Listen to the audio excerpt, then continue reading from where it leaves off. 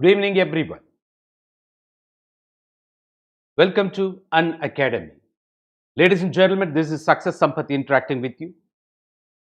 Do you want to become IAS, IPS, IFS, IRS? Ladies and gentlemen, we Unacademy, with top educators of India and meticulously designed quality content. We have been waiting for you, waiting to shape you especially. Once you enroll yourself in Unacademy, ladies and gentlemen, you will undergo a great learning experience.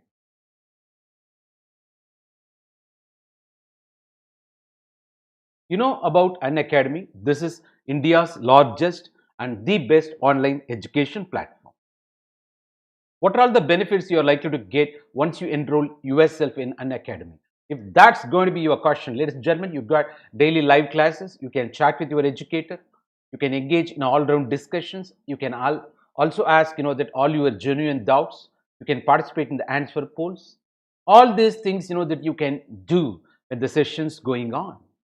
And you got structured courses here. You know that it's completely based on UPSC civil service examination and syllabus as well, so that you never get deviated from the expected framework. We are keep on emphasizing, that important point, ladies and gentlemen. It's not knowing the stuff, knowing to deliver the stuff. Well, delivery matters, and rather it's not what you deliver, rather how do you deliver. And for that, we got a mechanism, the mechanism to evaluate your preparation at various stages by conducting regular mock tests and quiz programs. And you get, in turn, a detailed analysis, the report based on your performance. You come to know where you are strong, where you are weak, and also the time you have consumed in solving a question.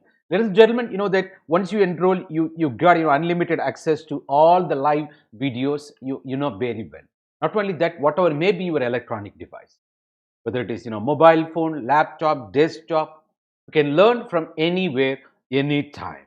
Ladies and gentlemen, that is the motto we are talking about. Of course, what you have to do for that, please download an Academy learning app immediately. And whether it is Android or iOS, ladies and gentlemen, once you download, you are ready to access that multiple benefits as we enlisted.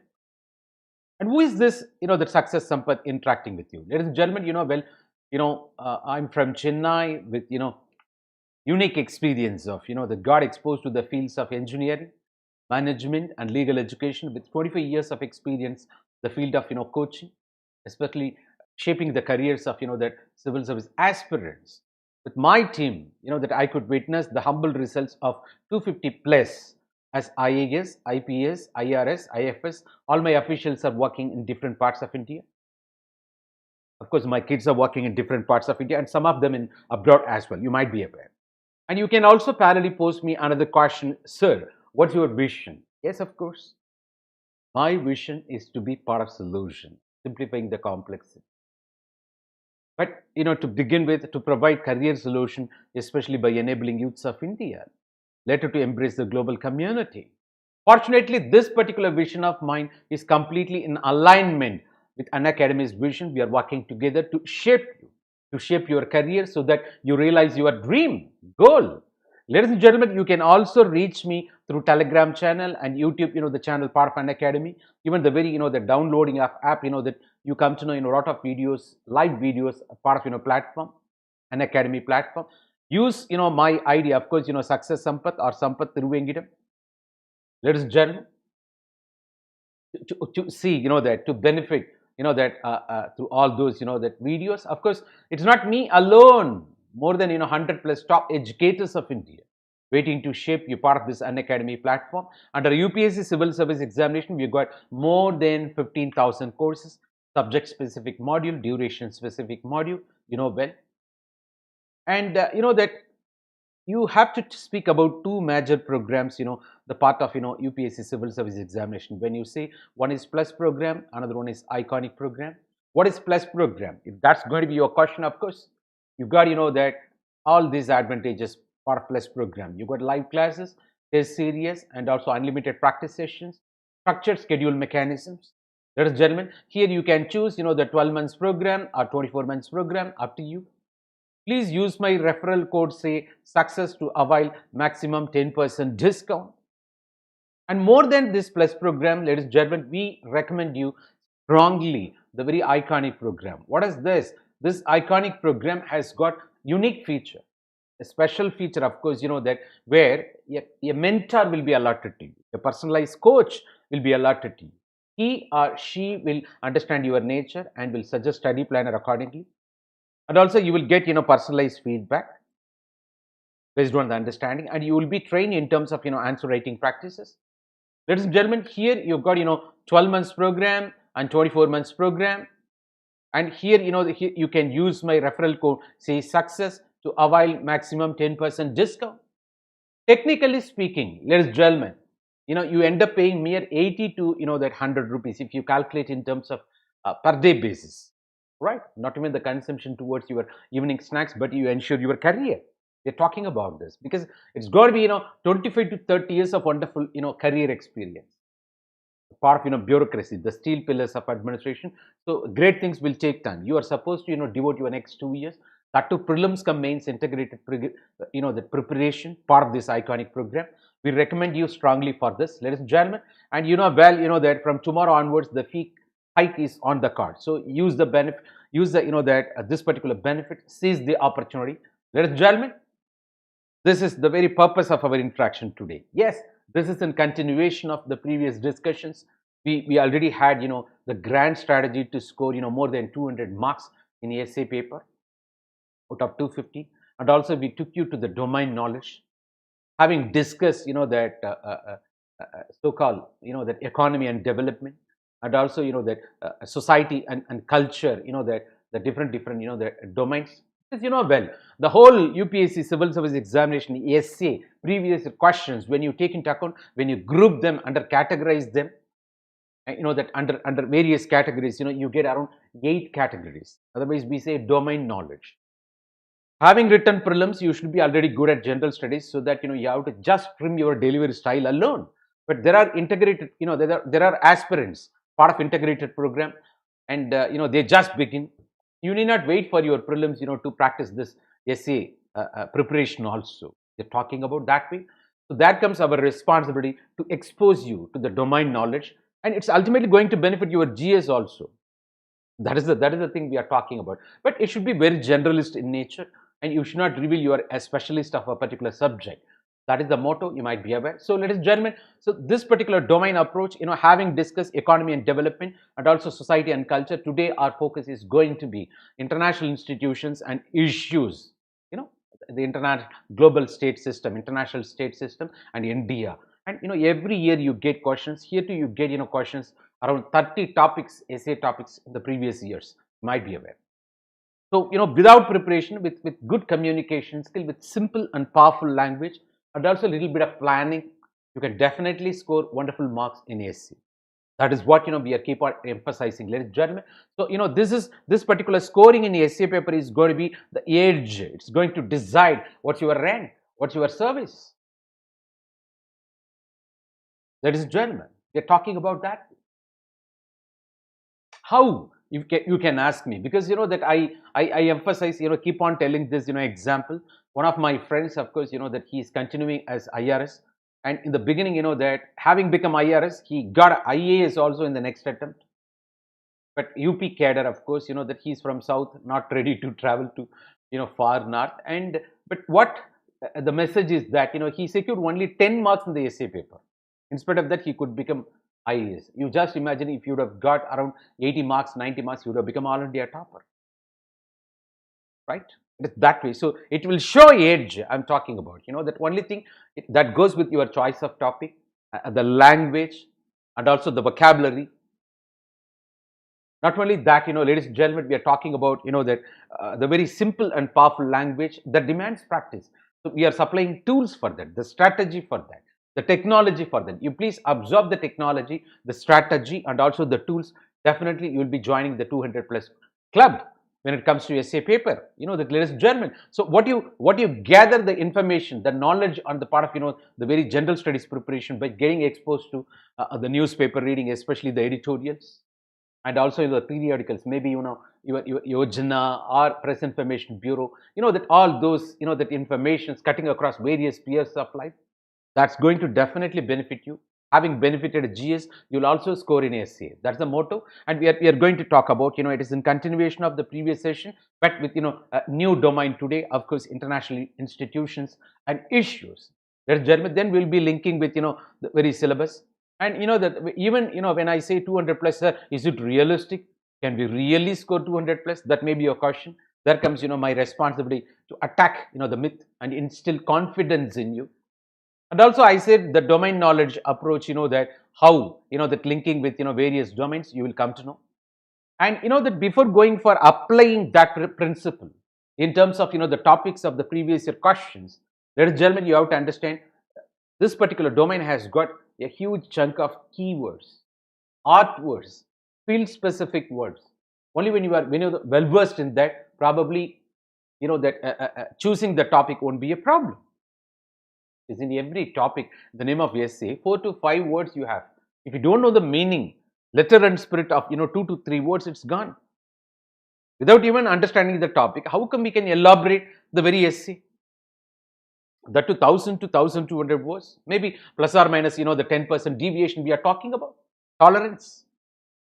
So each and every word counts here. Of course, you call word, let's call hereafter, of course, keywords, art words, field specific words, that without which you cannot reveal your ideas, right? It is that way, ladies and gentlemen. So they are almost like foundation, building blocks, without which you cannot, that build superstructure. We are talking about this, ladies and gentlemen. So the domain knowledge, in what way, having understood the keywords, what we are going to apply in terms of the previous, essay, probably, and also parallelly exposing you to the relevant articles, and showing you, that parallelly, what could be the best conclusions, samples, what could be the best introduction, the samples, and also, that exposing you to the, the domain related codes, especially, maybe multipolar world, maybe peace, maybe, that it is that way, we are talking about it. Ladies and gentlemen, you have to understand, it is that way. International peace and amity we are talking about, that's what the very motto, right? So, that the quotes from, different established personalities,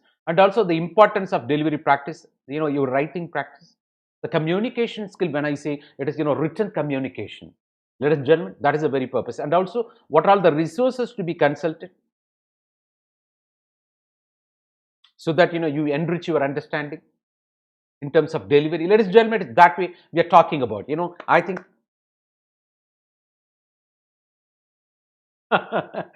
some Yadav Anubhav, that, yeah, of course, that there will be some influence, you please tolerate, we are very conscious about, that, because, when North Indians coming in South India, when they speak English, the language, the Hindi influence will be there. Naturally, you will see, I try to maintain, that in spite of that, you can't, that, well, nothing is free from influence. We will try to, right?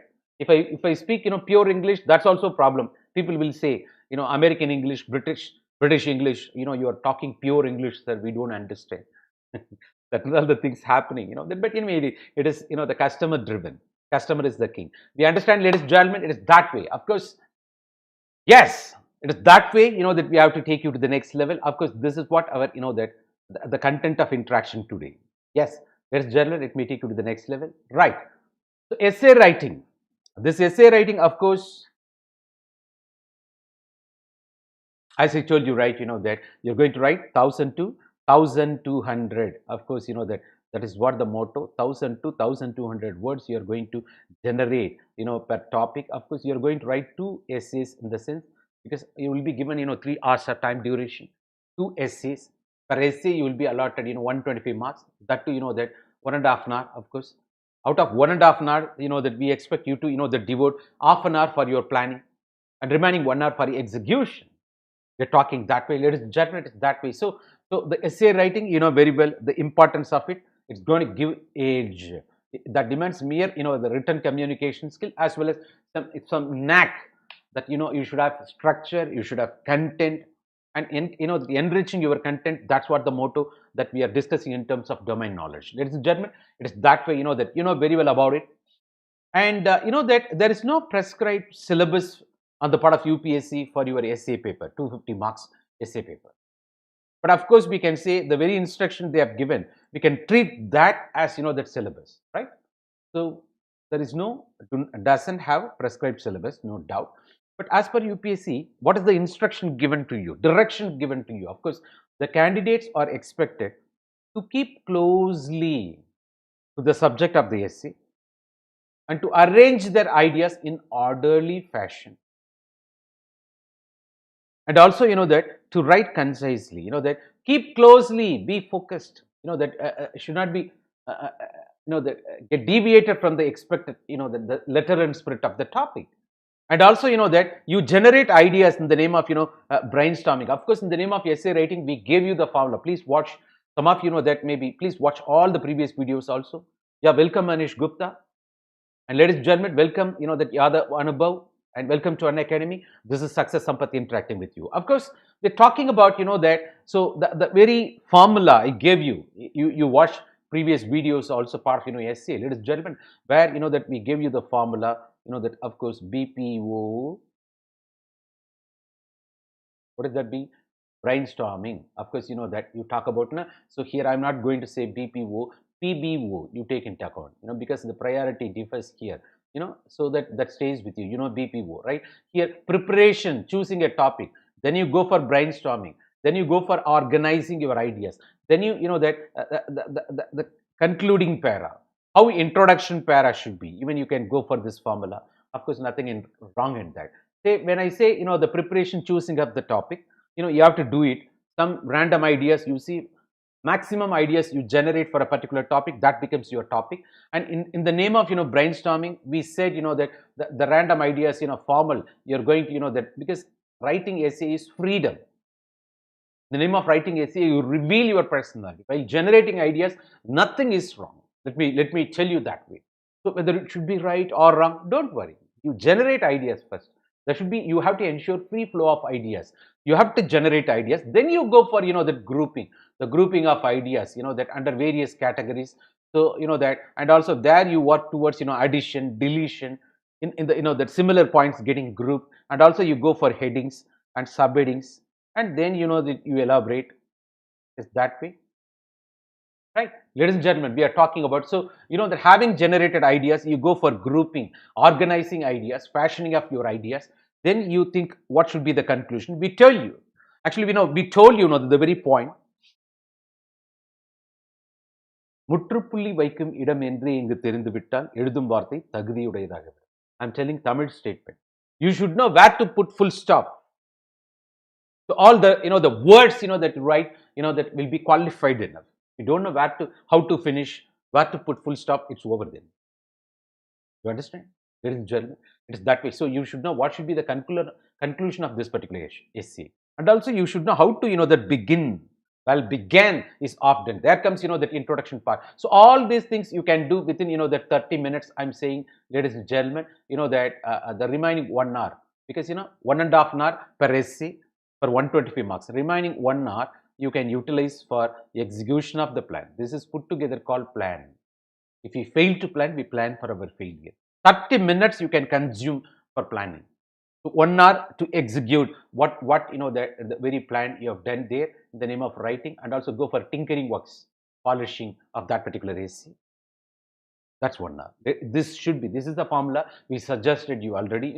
That comes, even you don't say how to generate ideas. I feel, a lot of challenges when you try to write essay. That's what I'm insisting. You please watch the first video. You'll come to know more. And in spite of that, if you got, further. Of course, that. See, welcome Archana Kumari. Archana, that we are keep on talking, emphasizing. In the name of writing essay, you are going to write, 15 to 16 paragraphs. The 15 to 16 paragraphs, nothing but outcome of your 15 to 16 ideas. Per paragraph, you are supposed to write, that say 40 to 50 words. Maybe introduction 40 to 50 words, even conclusion 40 to 50 words, within which you try to, finish. That's what you have to plan for it. Because when you say introduction, you set the tone. It's a teaser, it's a trailer, it's a bird's eye view. You arouse curiosity on the part of, evaluator. It is a just summary. Apart from context, you bring in, right? So it's ultimately, that bringing the evaluator to the edge of the scene. We told you that you have to do within, that so-called, 45 to 50 words. And you try to use even the very keywords available in the topic itself, so that you go closely with the subject matter, right? So that's promising. In the name of writing introduction, you promise. In the name of writing conclusion, you ensure thought provocation. No, the very impression you give. Otherwise, that's recommendatory. You're part of the solution, right? Here also you bring context, then finally you come up with solution. That's what your conclusion. It should be thought provoking. Ladies and gentlemen, the catchy phrases you can go for. Nothing wrong with that. Even in the headings and subheadings, we say catchy phrases if possible. There should be a rhythm when you go for the words, vocabularies, choosing the title. You go for it that way, ladies and gentlemen. I think, I hope you would have understood. So we are talking about, so candidates, that are expected to keep closely, be focused, don't deviate much from the subject of the essay, of course, topic of the essay, letter and spirit, and arrange your ideas, that ideas you generated, outcome of the, brainstorming exercises and grouping, organizing. So organizing, you go for orderly fashion, sequencing of your ideas. So only that the priority of ideas and sequencing. When you connect, your role is to connect those ideas. You weave that ideas in such a way so that you ensure there is a message out of the ideas. You try to communicate a particular message in the name of that your body of the essay. That message is equivalent to the letter and spirit of the topic. Left hand side, which is equal to right hand side. So orderly fashion only ensure the communication of message in clarity, ladies and gentlemen. So, and to write concisely, precisely, you have to communicate in such a way. It's not beating about the bush. We keep on talking about this particular information. What do you mean by that? I told you already, right? The KISS principle. Keep it short and simple. Ladies and gentlemen, that what you're trying to communicate, it should be very short and simple but powerful language. That's what Mahatma Gandhi's My Experiment with Truth, the style of writing. Simple but powerful. Ladies and gentlemen, we are keep on talking about this. I understand some of the newcomers are also. I think, hope you please watch previous videos also. That I should not waste, the time more on this, because the domain knowledge needed more. Of course, the very credit will be given for effective and exact expression. Ladies and gentlemen, we are talking this way. Effective, simple and powerful language, and exact, accurate, precise expression. Appropriate keywords in appropriate places we are talking about. It is that way, ladies and gentlemen. So the candidates are required to write 2 essays, as we told you, right? 125 plus 125, 250 marks. That you will be given, that 2 sections. You have to write 1 out of the 4. That's for 125. The another section also, the section A, section B we are talking about. So, that 1 out of 4 here too, that section A, section B. Ladies and gentlemen, the 2 essays you are going to deliver. Both, the 3 hours per essay, of course, 1.5 hours we spoke. Ladies and gentlemen, that demands practice. Yes. Sir, you are talking about, scoring 200 plus. Is it realistic? Looks too ideal, sir. How? Can I do it, sir? I studied up to, that 12th standard local lingua franca, that only from, the first year of the graduation, I started studying, English, sir. That may be your answer also. Why not? And greatest leaders in the world have become, the first exposure to local lingua franca, mother tongue only. Don't worry about it. Huh? So the understanding becomes, very crucial. You might be aware. So nothing wrong in that, but so the moment you recognize you are running short of it, that you have to recognize. You should have awareness that we are running short of something. Then you start working on it. It is unfortunate if you are not recognizing what's our shortcomings. That's a problem, ladies and gentlemen. And most of the problems, that in the world, people never recognize this is a problem. So if you recognize, if you got any shortcomings in terms of communication skill, we can fix it. Maybe if you want to improve your vocabulary, maybe, if you want to correct your communication, of course, the grammar skills, maybe Wren and Martin with the support. And if you're a voracious reader of, that newspaper, and have the habit of, that reading 1 hour, or, apart from the subject, that some other topics, by established writers, maybe Mahatma Gandhi ji, even, that books by Dr. Amartya Sen, books by, that even, maybe whatever may be the book of your hobby, let me not, that intrude in your space.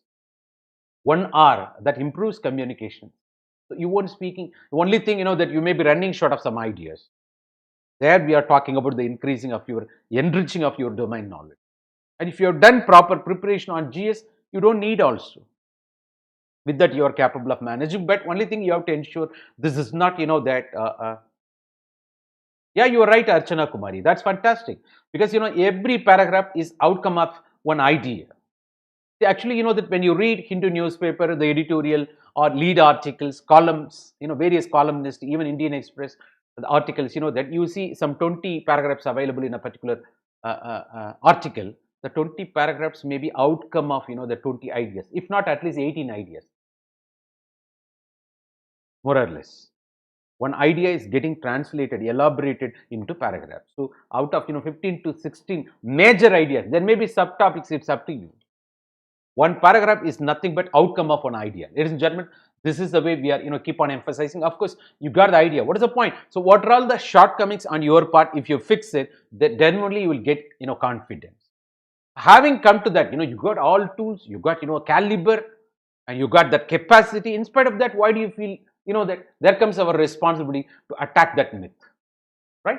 So it's not too ideal. It's not. I'm not saying 250 out of 250. That's ideal. Even that is also realistic given the world right now. You are living in the world of Zen.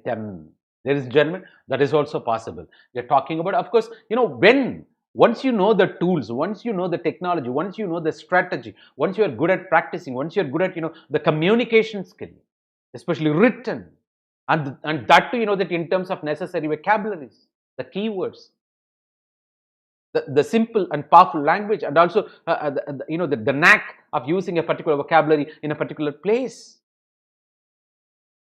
and writing accurate, that communicating in an accurate manner, precise manner, not beating about the bush. When that's possible, writing an essay is an art, a hobby. Writing is freedom. The name of writing, essay, you reveal your personality. Ladies and gentlemen, so language should not be a barrier. Of course, language is mere tool. Don't complicate language itself. That's the first step. You're good at language. The next level, that demands content. Yes, that way we are talking about. So it's highly possible to score 200 plus because I'm qualified enough. I scored. My lot of students that in service scored already. You can also score fantastic because I'm supplying the tool. I'm your base. I'm your foundation. You're going to build superstructure. Highly realistic, ladies and gentlemen. So definitely you can score more than 200. That's what we are talking about here.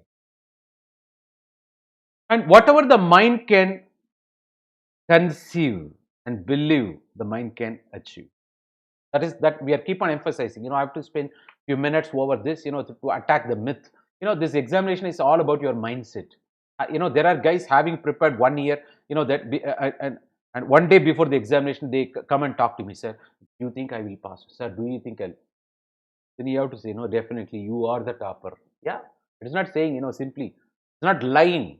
Yeah, having prepared, we know that your caliber. If not you, who else? That should be the attitude. If not me, who else? Why? Because the cosmic particle is in you. The boson, the part of God is in you. You are God. Assume yourself. Take it for granted. You are the God. If it is not possible for you, then who else can? But there are, that so many things, that stopping you from realizing that, your inherent potential. Of course, the godliness, the boson particle in you. Of course, you would have seen, that some sculpture, that if you go and meet sculpture, you're asking the question, how you made this beautiful statue? Wow, fantastic.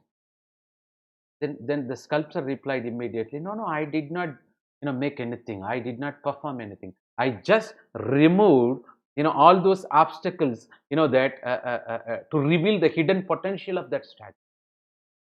It's other way of, the communicating information. You just remove all those obstacles, the scraps that inhibits your potential,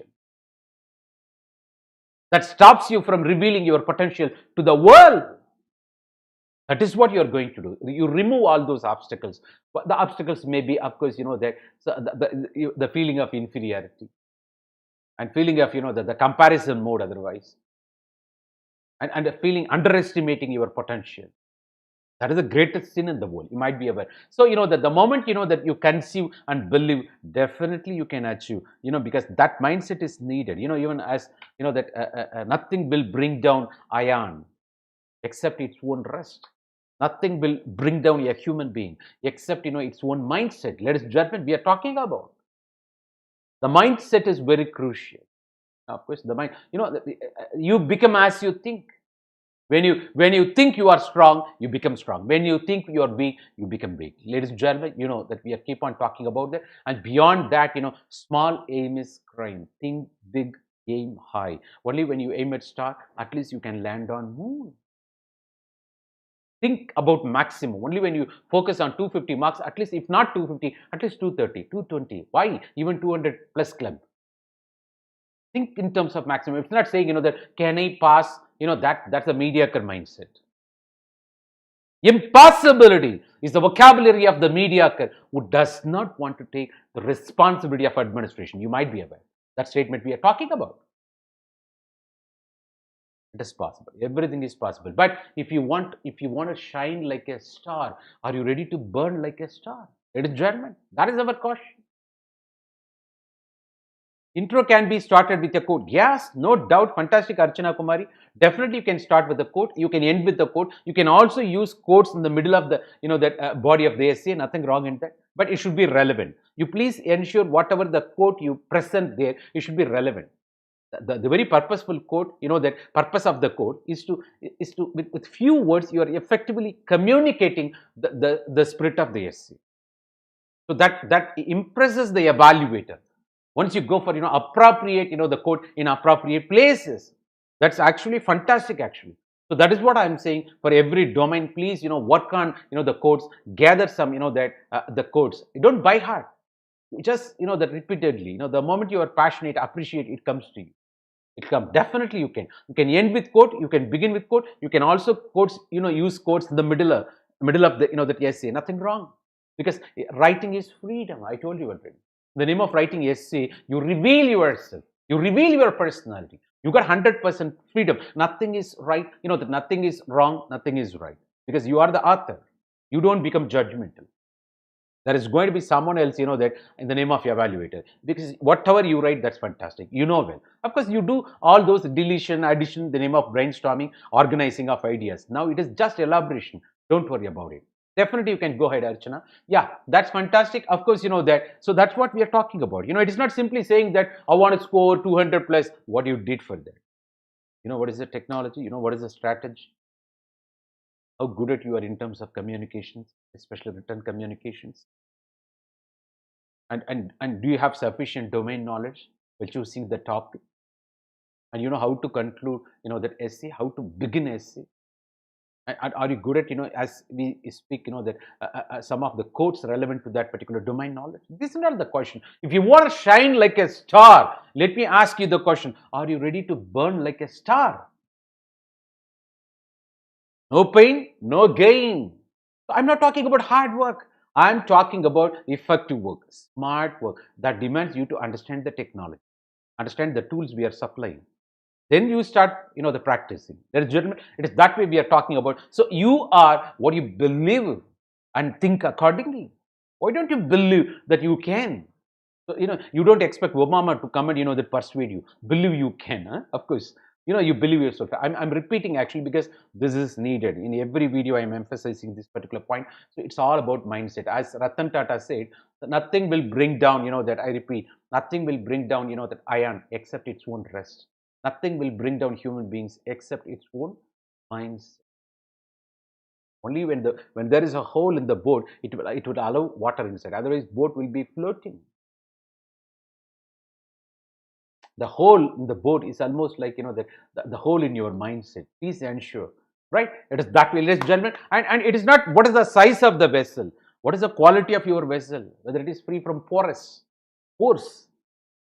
You ensure that way. So the flawless preparation demands you to be, proactive, understand the tools, understand the strategy, and equip yourself first.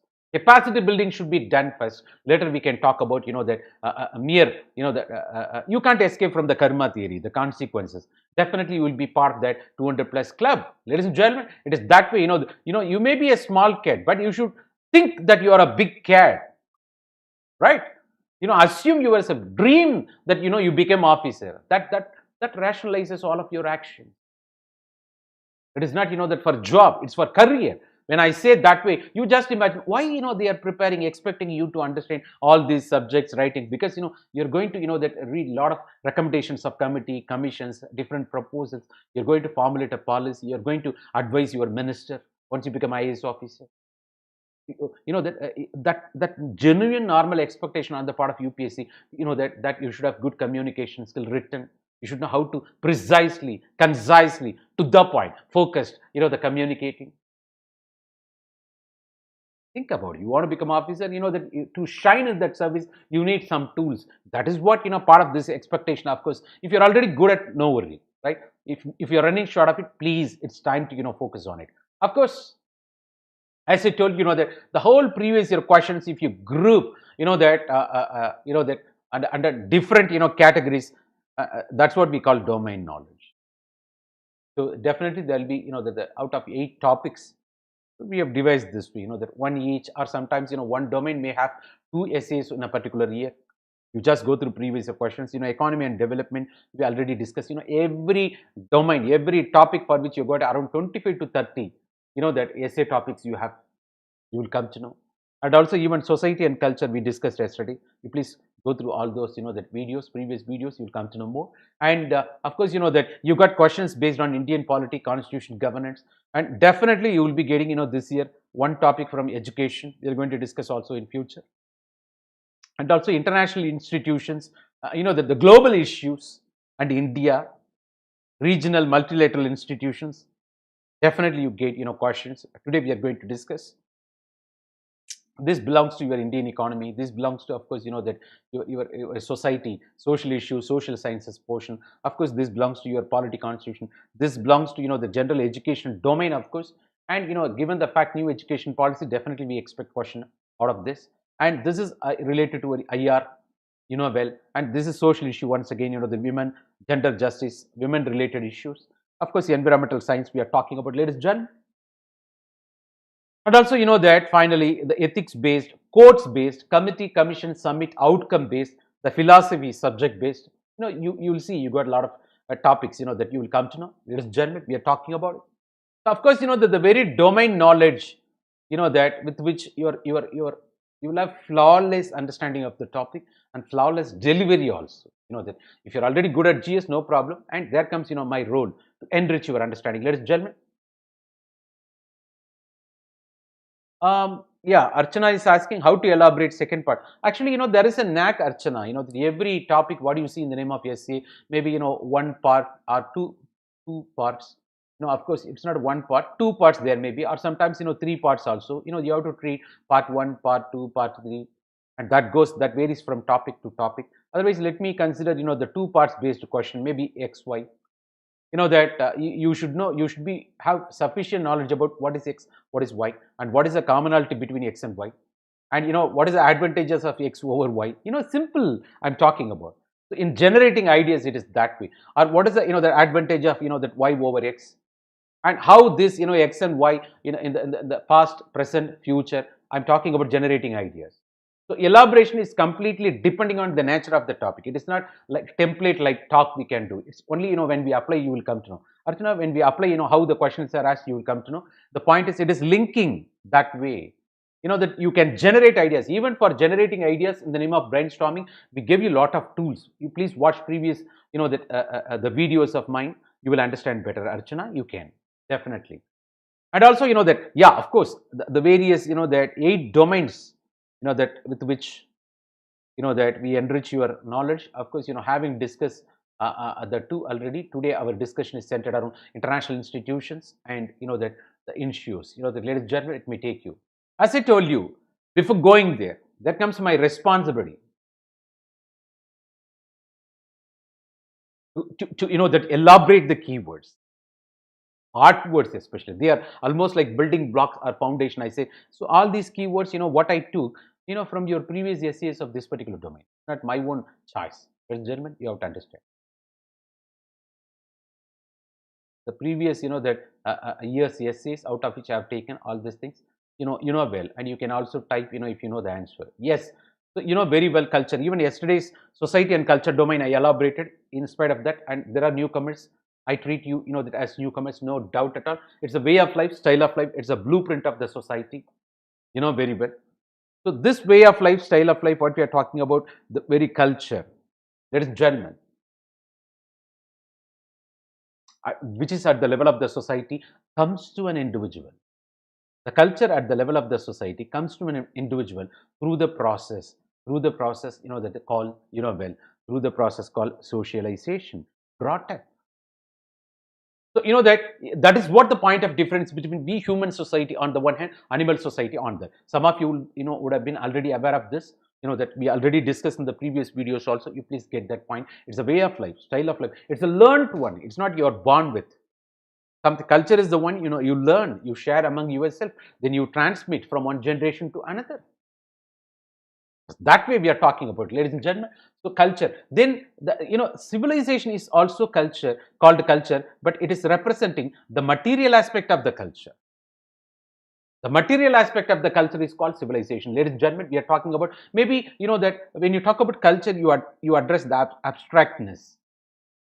From social science world, this is what the meaning. The abstractness, of course, that the ideas, belief, faith, custom, tradition, language, maybe culture. Civilization, when you say, you deal with concrete items, of course, maybe tangible items. Maybe, the pen for writing with. But idea of writing is culture. But, the tools you employ to communicate, to translate that idea into reality, the pen, of course, that whatever it may be, that tools you employ, the material aspect, the tangible things, that's called civilization. So in the case of civilization, you can talk about, advancement, enhancement, but not in the very culture. Ladies and gentlemen, this is what we are talking about. So the culture and civilization. Civilization is also called culture, but that's representing the material aspect of the culture we are talking about. Ladies and gentlemen, excuse me.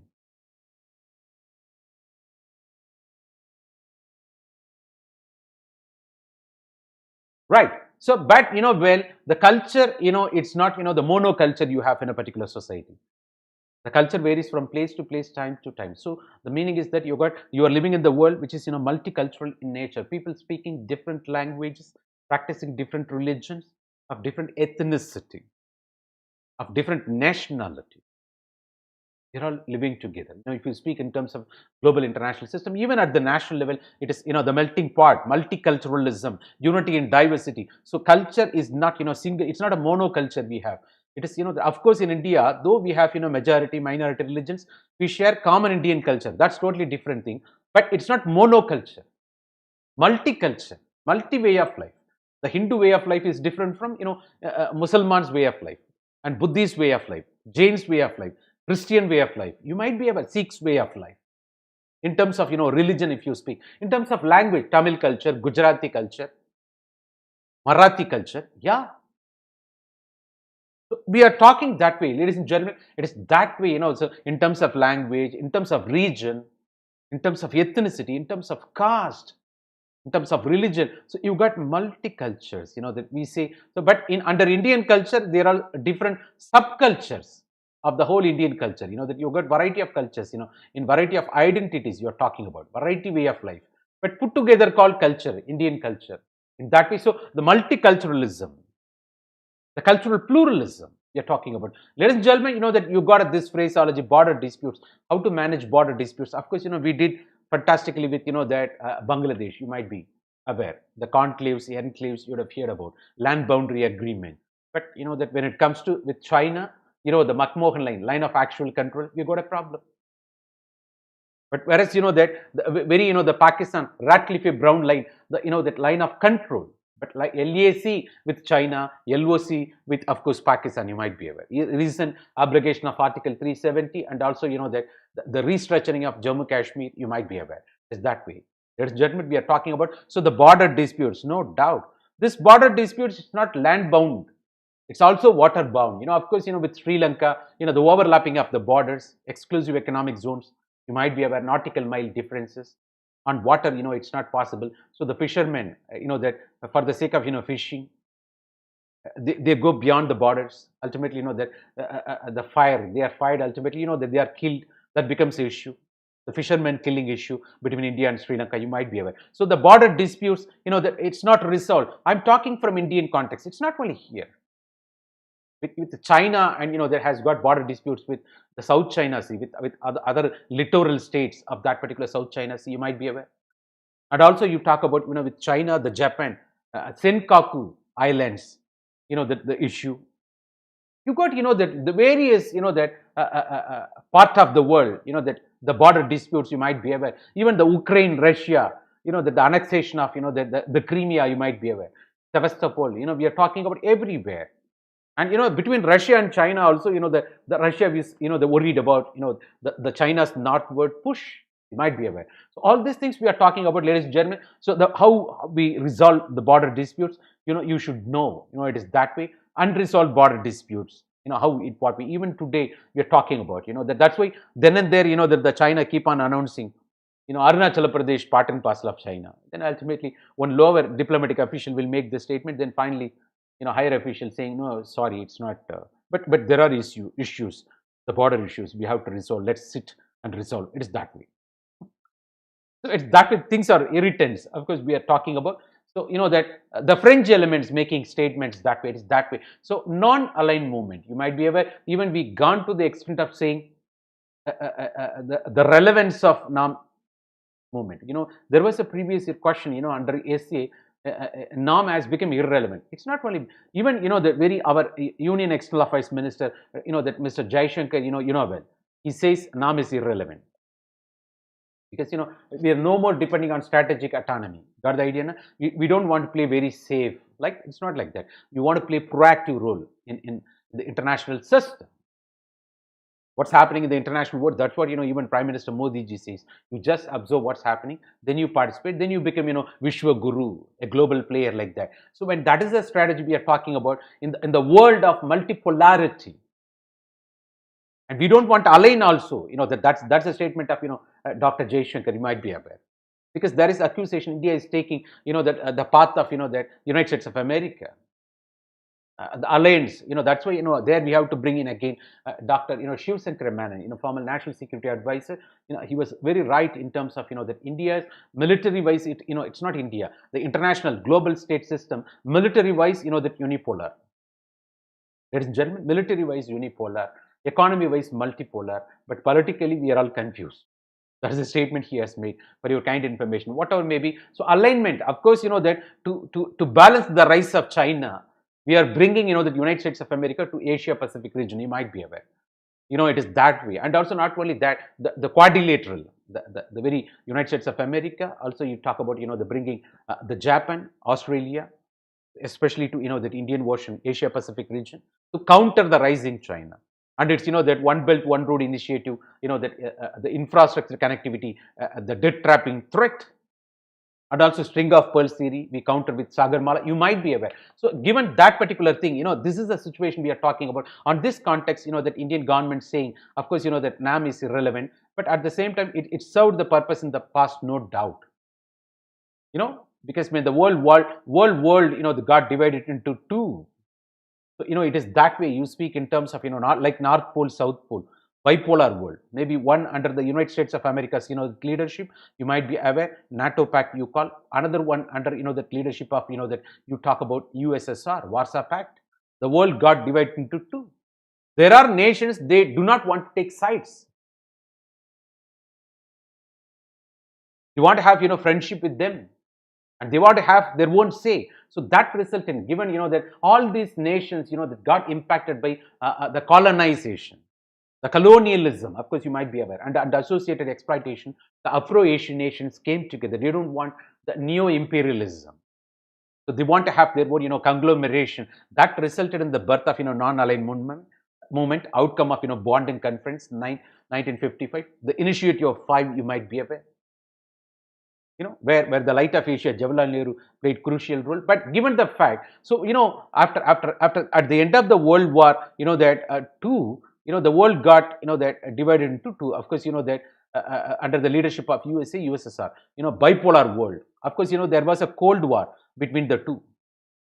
So after the collapse of this USSR, what happened, right? The world became under the, the domination of United States of America. Unipolar world. The very unipolar world we are talking about, it is that way. So where is the question of, bipolar world? So it becomes irrelevant. And also, that now US, that it's in withdrawal mode, but in place of USSR, today you see the China rise. And there you can say, is it, that Cold War 2.0?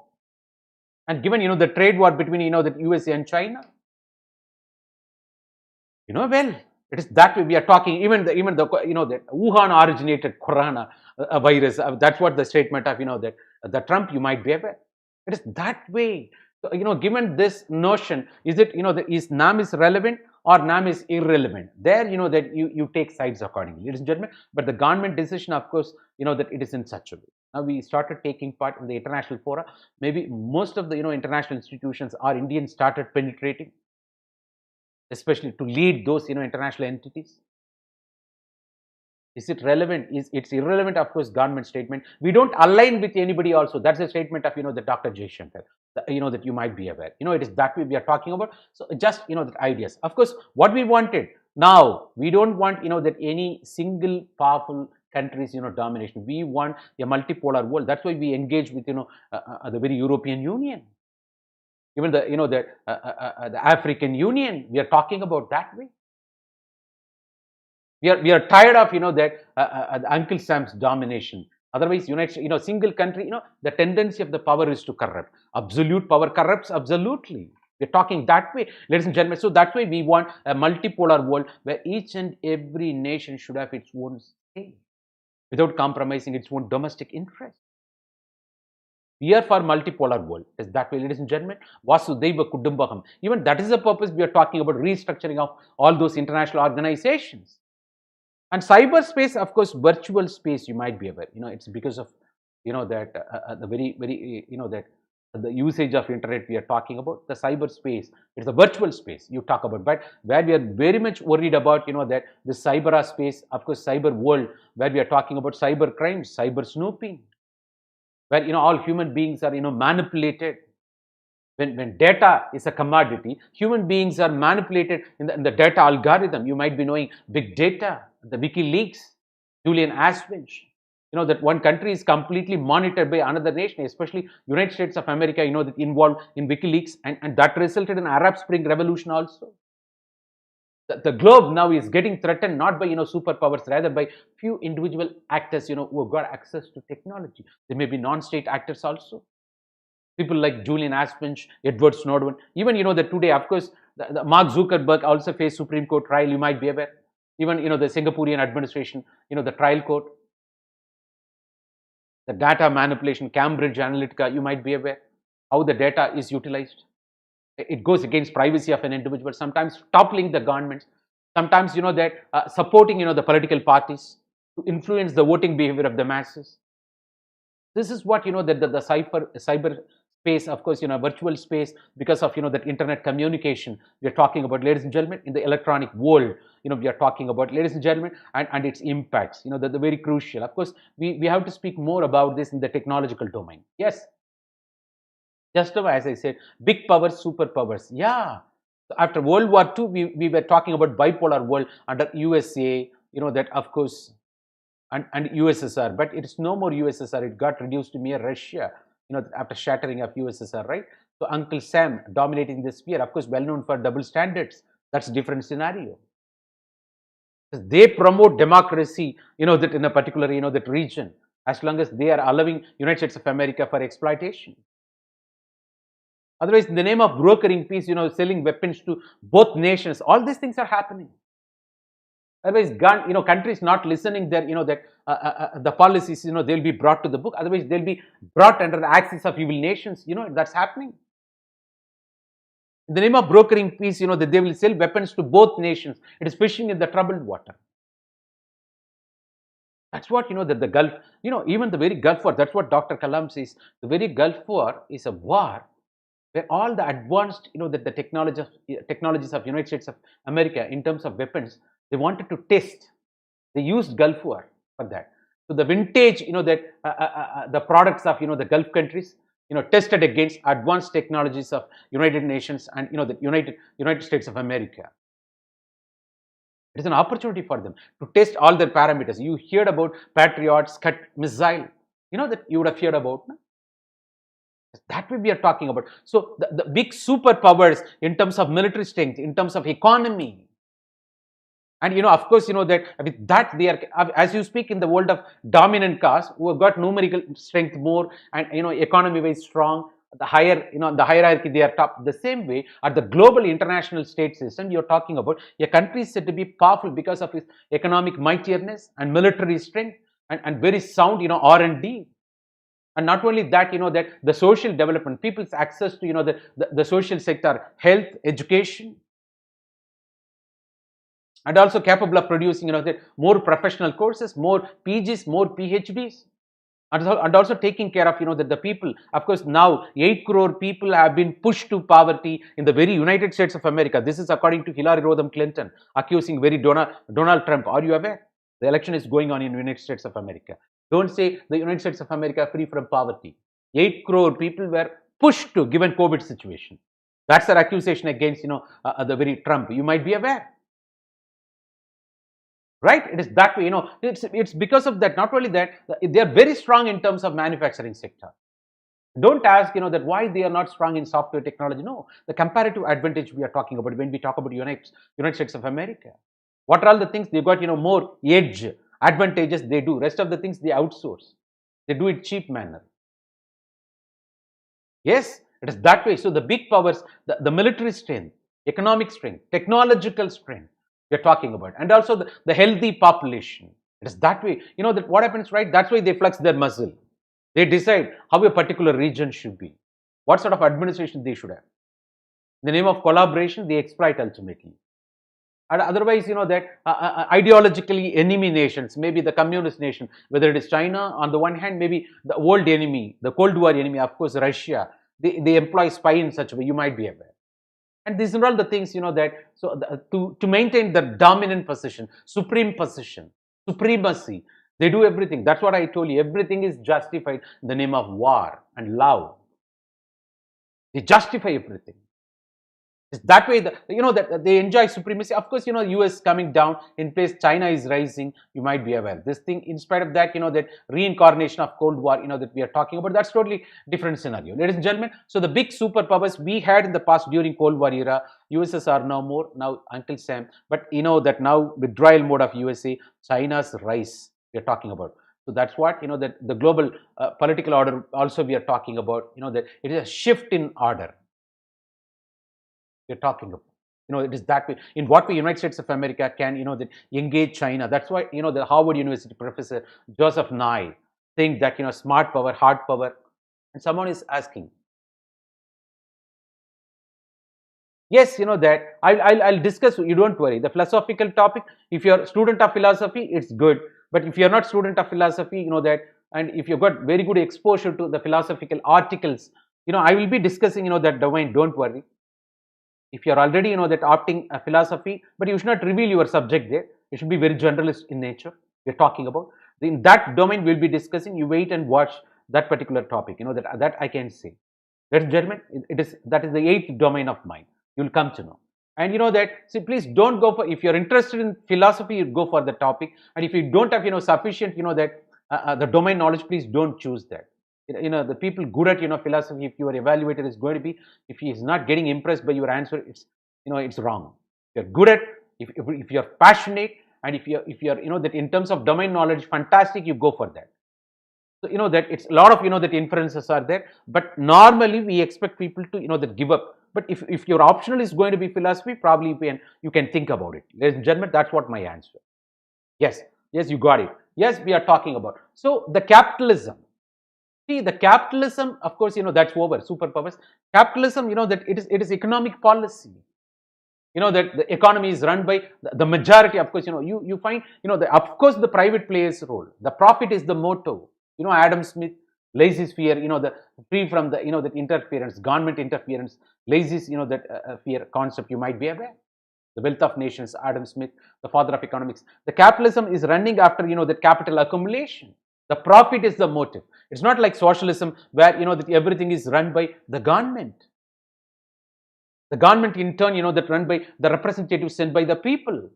delegated legislation, everything owned by the government, government is run by the people. That's socialism we are talking about. So the welfare nation notion, everything you justify, that that Nehru introduced in India. But recently, the Nirmala Sitharaman, union minister, of course, she is making statement. So we don't want the baggages of socialism, because we are completely leaning towards capitalism, a profit motive, where we give emphasize the role of private players, because given the fact public sector units becoming white elephants, loss making public sector units. Why? Because the government servants, of course, the trade union movements not doing anything, and lot of protests, and doing nothing. And the political parties are afraid of vote bank politics, they are not taking action. It becomes that, almost the public sector units struggling, except few public sector units struggling to pay salary to the workers. And if you go for computerization, ultimately the employees will be thrown out. There comes protest. The concerned local, the political party afraid of losing, votes, even national parties, state parties, and law and order deterioration. But capitalism, it's totally, the private, that they cannot talk about all those reservation measures. Even the IT companies, you might be aware. So the efficiency, meritocracy will be taken into account, because they are concerned about productivity maximization, profit. They never compromise. So from the point of that economic profit, productivity maximization, that the capitalism is running after the notion profit, of course. But whereas socialism, it takes into account, it's not free from its own minus. The capitalism is also not free from minus. Sheer profit motive, sometimes they don't consider that environmental degradation, otherwise local population getting disturbed or relocated, and without properly providing rehabilitation, resettlement measures, they do everything that goes against very humanity, the very profit motive. You might be aware there should be a balance. Of course, in India we've got both public and private players operating here. That's what Indian socialism, you might be aware. But now our leaning towards capitalism, especially after new economic policy, public sector disinvestment, you might be aware. When you talk about new economic policy, economic reforms, globalization, where we talk about liberalization, the license raj gone, we opened up our own economy, allowing our own that domestic MNCs to go abroad and invest, allowing foreign MNCs to come and invest in India, using our resources, and also sharing with Indian administration, you might be aware. Public sector disinvestment we're talking about, and also public-private partnership we are talking about. All these things, the latest journal. So liberalization, of course, we go for loss-making public sector units can be privatized. Even the mulling over, privatization of banks, the trade union opposition for that, even media opposition, political opposition, political parties, opposition. You might be aware everything we're talking about. So it is, in the name of globalization, you are trying to integrate Indian economy with global economy. You try to meet global standards. So accordingly, it's getting, but it's not free from impact. We benefited much, no doubt. Up to 2008, we were heading towards double-digit GDP. 2008 the global recession we are talking about. But according to various economists, you might be aware, you can never escape from that the global recession for every 8 to 10 years. You might be aware. And this time it is totally different scenario. Forget about natural calamities. This time COVID crisis, outbreak of that the diseases, the pandemic. We are talking about it that way, ladies and gentlemen. So all these things, but whatever may be the capitalism, the political ideology, the economic policy of the nation, that where more space given to the private players. Of course, another side of the coin. So they should be tamed. That's why you got provision, corporate social responsibility. A portion of money they have to spend towards the area out of which they extract resources. Community services, you might be aware. Even the scientific world, scientific social responsibility we are talking about, right? So this capitalism, of course, the governments are, when they are encouraging this private players, of course, that, so they are accused, it's corporate driven politics, quid pro quo, lobby. Of course, that India like countries, what happened, right? The banks under stressed assets, NPA, Nirav Modi, the very that Vijay Mallya, that the defaulters, you might be aware, and it's not without the support of that bank officials, even politicians, you might be aware. Otherwise, extravagance on the part of that. Otherwise, miscalculation, underestimation on the part of, or corruption on the part of that very industrialists too. They're talking about, ladies and gentlemen, it is that way. That the very inclusive growth. The growth that incorporates everyone in the process. The growth that takes everybody on board. The growth not at the cost of that a section of population. It's that way. Where next level we move to that financial inclusion. That it inclusive, you involve everybody in the financial process, taking banking to the grassroots level that we already discussed in the name of self-help groups, you might be aware, even microfinancing. But inclusive growth, in the growth process, nobody is left. No section of population is left. We take everybody on board. Otherwise, the benefits of the growth should percolate down to all the masses. Trickle-down theory should work in such a way. The growth should not be the growth of few sections of population or few corporates, few industries, few MNCs. Our growth should not be at the cost of our domestic industries. That's what we are worried about, globalization to some extent. How prepared we are. Inclusive growth, that the growth process involves everybody, incorporates everybody. Otherwise, the benefit of the growth, that benefiting all individuals, all stakeholders. We're talking about. This is the notion. This is Association of Southeast Asian Nations. You might be aware, that the security and mere, that economic cooperation. Later, that elaboration of security. You might be aware 19+1 countries we are talking about. Ladies and gentlemen, mostly from the Association of Southeast Asian, the portions we are talking about. This in all, we are living in the world of, regional organization. On the one side, international organization, multilateral organization. There are regional organizations like, that SARC, South Asian Association for Regional Cooperation, Indian Ocean Rim countries, and BIMSTEC and Bay of Bengal Initiative for Multilateral Technological Economic Cooperation we are talking about. Mercosur and G20, you might be aware, that G77, so much of, that entities we are talking about, it is that way, ladies and gentlemen. So the role of regional and international organization, where India's role, India's participation, and their impact on India. So all these things, part of international relations, but the topic decides where you have to focus, right? So neo-imperialism, of course, new imperialism, new imperialism is almost exploitation, imperialistic tendency. You try to exploit, you try to colonize. The neo-imperialism today we are witnessing through European powers as well as American powers. They try to capture. They come with technology and capture all your, exploit all your resources, and they make product and sell you in your market, and and making your nation as dustbin. And things they cannot do in their own nations due to environmental standards or violation. They bring that particular that projects here, and they do everything in our because we are yet to rise to that consciousness level. The developing, underdeveloped countries, you might be aware, and they also use the cheap labor availability here, the scarce material resources. They make products, and using the people with purchasing power. Of course, that that the young population, the world, the middle class population in India, with purchasing power, and also whether it is automobile, consumer durable, you might be aware. Even pharmaceuticals, we are talking about, ladies and gentlemen. They make the product, and ultimately they sell here. They go with money. Come with technology, go with money, using all our resources, and making our country dumping yard for all their that unwanted or finished goods. That today you are talking about. That's why the e-waste, electronic waste, medical waste, and that goes against that the flora, fauna, environmental degradation. You might be aware. This is what we are talking about. So the colonization, it is a new kind of, it is colonization 2.0. American and Western parts, coming and, trying to colonize. Of course, economic exploitation, we are talking this way, colonization 2.4. The imperialistic tendency, trying to, that dominate. They want to dominate the sphere by their economic dominance, technological dominance, right? They try to, enforce their dominance over all developing and underdeveloped countries through international institutions. Maybe the Twins of Bretton Woods Conference, we are talking about IMF, World Bank, ladies and gentlemen. Yes, it is that way we are talking about. So, globalization, it's a process. You might be, even the yesterday keyword we spoke, but here also in the international relations, you can't, give up. LPG, what is that? It's a free flow of goods and services across the borders.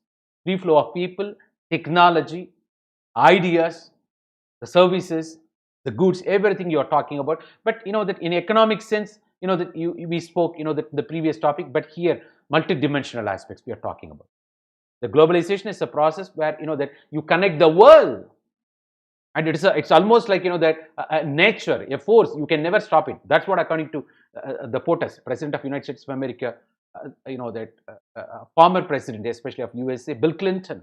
Nobody can stop it. Once you are in touch, that's what we used to say. We are all connected. Anything happens in any one of the any part of the world, definitely we can't escape from that. It shows how extent. Of course, when there was subprime lending crisis in the United States of America, it had its immediate impact here.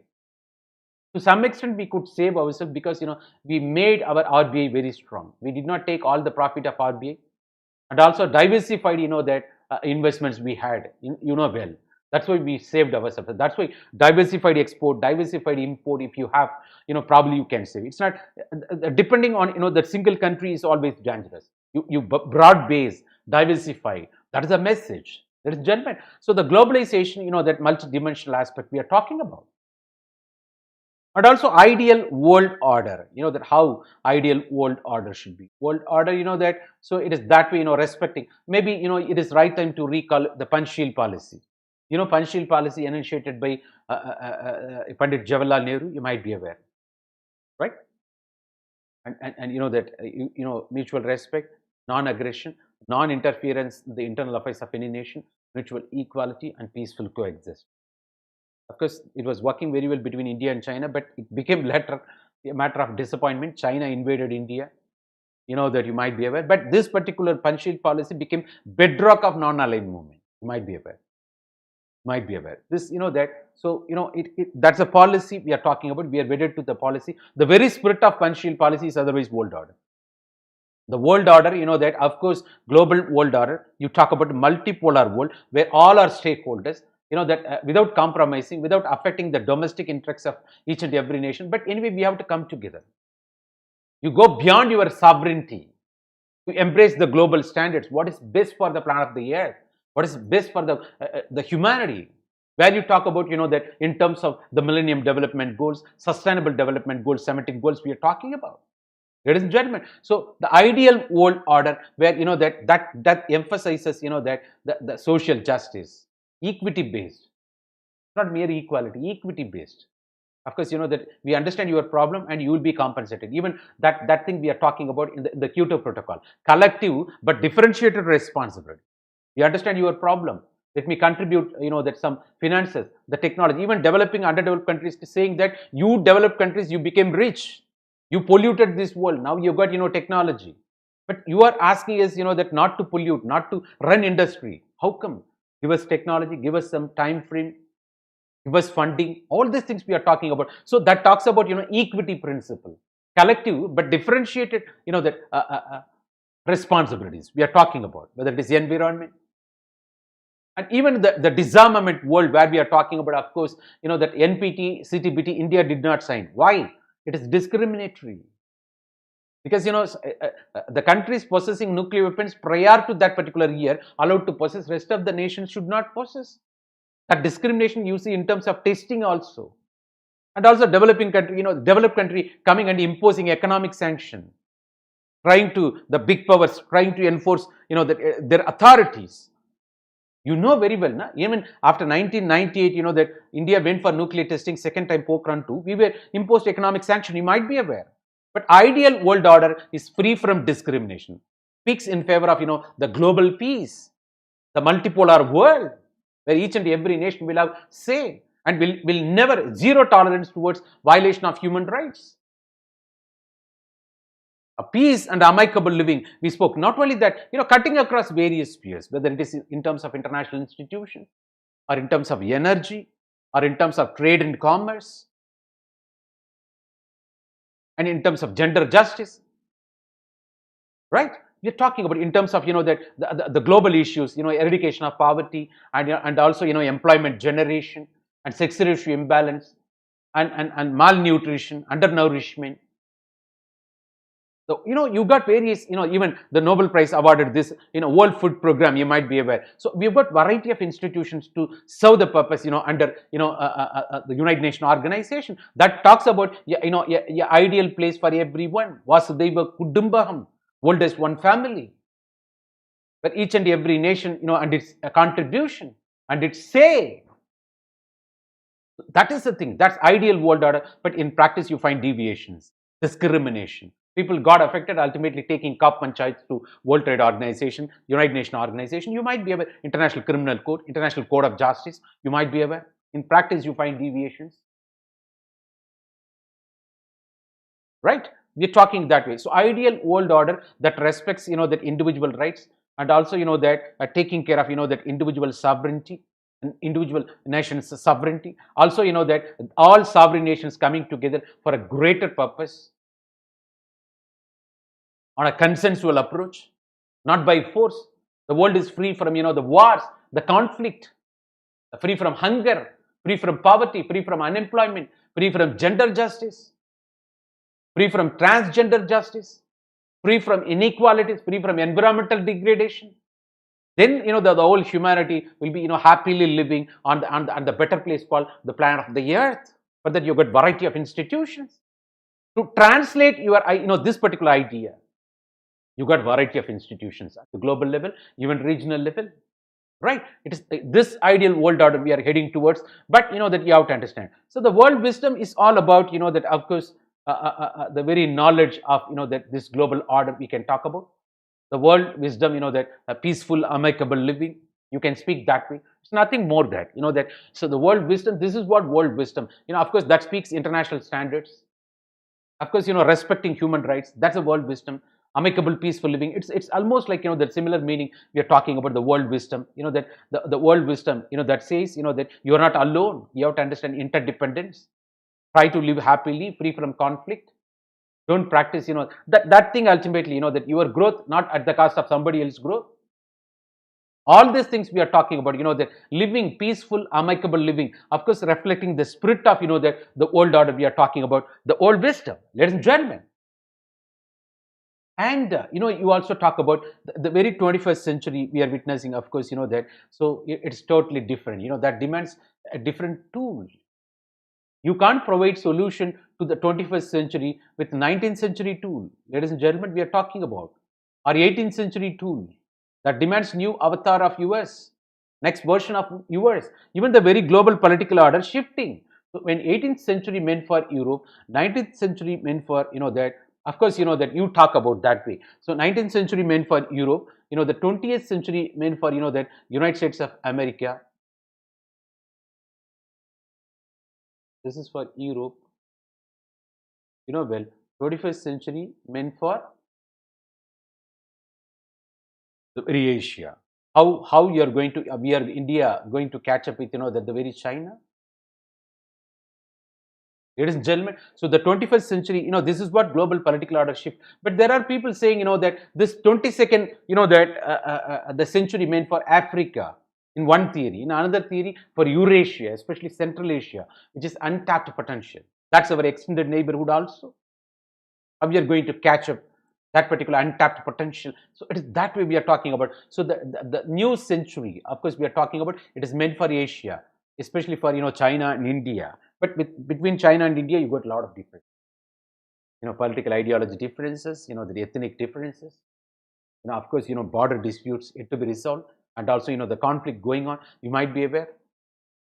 And also, that when we try to contain China in the South China Sea, and China, trying to, the very dragon, trying to, that embrace the whole world in the name of One Belt, One Road initiative. The death trap of all those, that nations in the name of infrastructural connectivity. We have to be wary. And China is also not free from the accusation of the corruption and the environmental degradation, human rights violations. You might be aware. So in spite of the differences, how we are going to, prove that 21st century is meant for Asia. The challenges we are talking about. Ladies and gentlemen, it is that way. So the global leadership, of course, this is what global leadership, what we said, the Vishwaguru status, India is trying for it. We were, superpower in the past, intellectual power, a rich cultural heritage, because, various colonization, various, invasion happened in India that brought us down. Our people got perplexed, confused. Inferiority, that complex came. So it is right time, that we have to re-emulate that particular, that's what Dr. Kalam, in the conclusion portion also, I will be touching that. We're talking about, we have to re-emulate. That's why, that, so the contaminated mentality, he did not focus, he focused on young minds, school children, you might be aware. the youths especially. It is that way, ladies and gentlemen. So the global leadership, India can be a global leader. Once again, Vishwa Guru. Once we know that, so that demands, it's not living in the past. That's why the strategic autonomy you just give away, that you embrace, you observe, you participate. Even India's foreign policy through, that yoga diplomacy, diaspora diplomacy, economic diplomacy, and also given, that our strength, young population, demographic dividend, the democracy. Got the idea, na? So the various, that the plus we have, with that, definitely we can re-emulate that, the Vishwaguru status we are talking about. So India can become a global leader. Of course, currently, well, the very global power domination, USA, withdrawal mode coming down, but China's rise, you have to understand. And also we have to engage, other powers like, the Brazil, the Japan, Germany, even European Union put together, and also Russia on the other side. By properly, that coordinating, we have to create, that a multipolar world where India should have its own, that strong leadership, proactive role. So you observe what's happening at the global level, you gel with them, you participate, you contribute, then you try to dominate the scene. That's, that our Modi, that administration strategy, you might be aware, ladies and gentlemen. And also with, that more stress should be on, that neighborhood first policy. We are working towards it. You might be aware there are some skirmish activities going on in the neighborhood. But the first tenure of, Modi administration, it became highly successful. But the second tenure, that it's not free from, that even the very foreign policy of India, not free from the clutches of, the domestic politics. That's why the accusation, you might be aware. Whether it is, Citizenship Amendment Bill or National Population Register, even, that the very Lipule Kalapani, Nepal. And Nepal and Maldives, they're heading towards, China, you might be aware. And also, that the very global hunger index putting India down less than, the Bangladesh, you might be aware. So, so we have to keep the house in order first, that, ladies and gentlemen, and come out of the economic clutches, and the post-COVID situation should say that we fantastically, the handle the very COVID crisis, and also parallelly handling neighborhood first policy. And also then, that once again, the dominating the global scenario. For that, we have to keep the house in order first, that. So let's be, that let's attack these regional issues. So it's that way. So it's not only global political order, as Harvard scientist Joseph Nye said, in what way the US can catch up, that the very, the China, the soft power, hard power, smart power. The global economic order is almost like that. But the point is, that the shift in focus from, the Western focused financial institutions to the Eastern focused financial institutions, you might be aware. From IMF, World Bank to, we are talking about, Asia Infrastructure Investment Bank, New Development Bank, part of, BRICS. They're not alternatives. They are supplementary to some extent. It will take some more time. But we have to appreciate the very New Development Bank outcome of, the BRICS. When all BRICS nations are not performing well, not gelling properly, but the outcome of the BRICS, of course, New Development Bank, especially headed by a banker, Mr. K.V. Kamath, you might be aware, a success story. And given COVID crisis, in how the strong it is in extending its patronage to BRIC countries, you might be aware. It's a success story out of BRICS. And also Asia Infrastructure Investment Bank, out of which, the India avail loans. You might be aware, the given, that the very, the Western focused financial institutions, mostly they listen to, that the developed countries ultimately making developing underdeveloped countries, that are debt trapped, and forcing them to sign multilateral treaties, continuously exploiting the resources. All these things are happening. So it's a very fortunate thing. We needed this shift in economic order, global economic order. It's happening. We are benefiting out of it also. But this is one story. And another story, of course, when we were talking about the very BRICS countries' performance, and more than New Development Bank, more than BRICS nations, and that the very IMF started funding properly.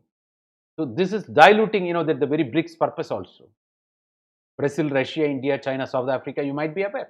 The countries of emerging market economies. The outcome of Fort Laser declaration you talked about, that very New Development Bank. Ladies and gentlemen, we are talking about, as we got global political order shift, the same way global economic order shift also.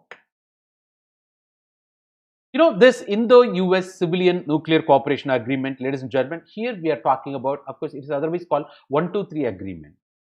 Section 123 of United States of Atomic Energy Act, you might be aware. This Indo-US nuclear, that a cooperation agreement. It is outcome of the joint statement between India and USA, the leaders, especially in 2005. Why there can't be nuclear cooperation between the two nations? That culminated in 2008 agreement, you might be aware. Though India that time not member of NSG, you might be aware, nuclear supplier groups we are talking about. Though India is not signatory to NPT CTBT, Nuclear Non-Proliferation Treaty, and CTBT, Comprehensive Test Ban Treaty, you might be aware. CTBT, well.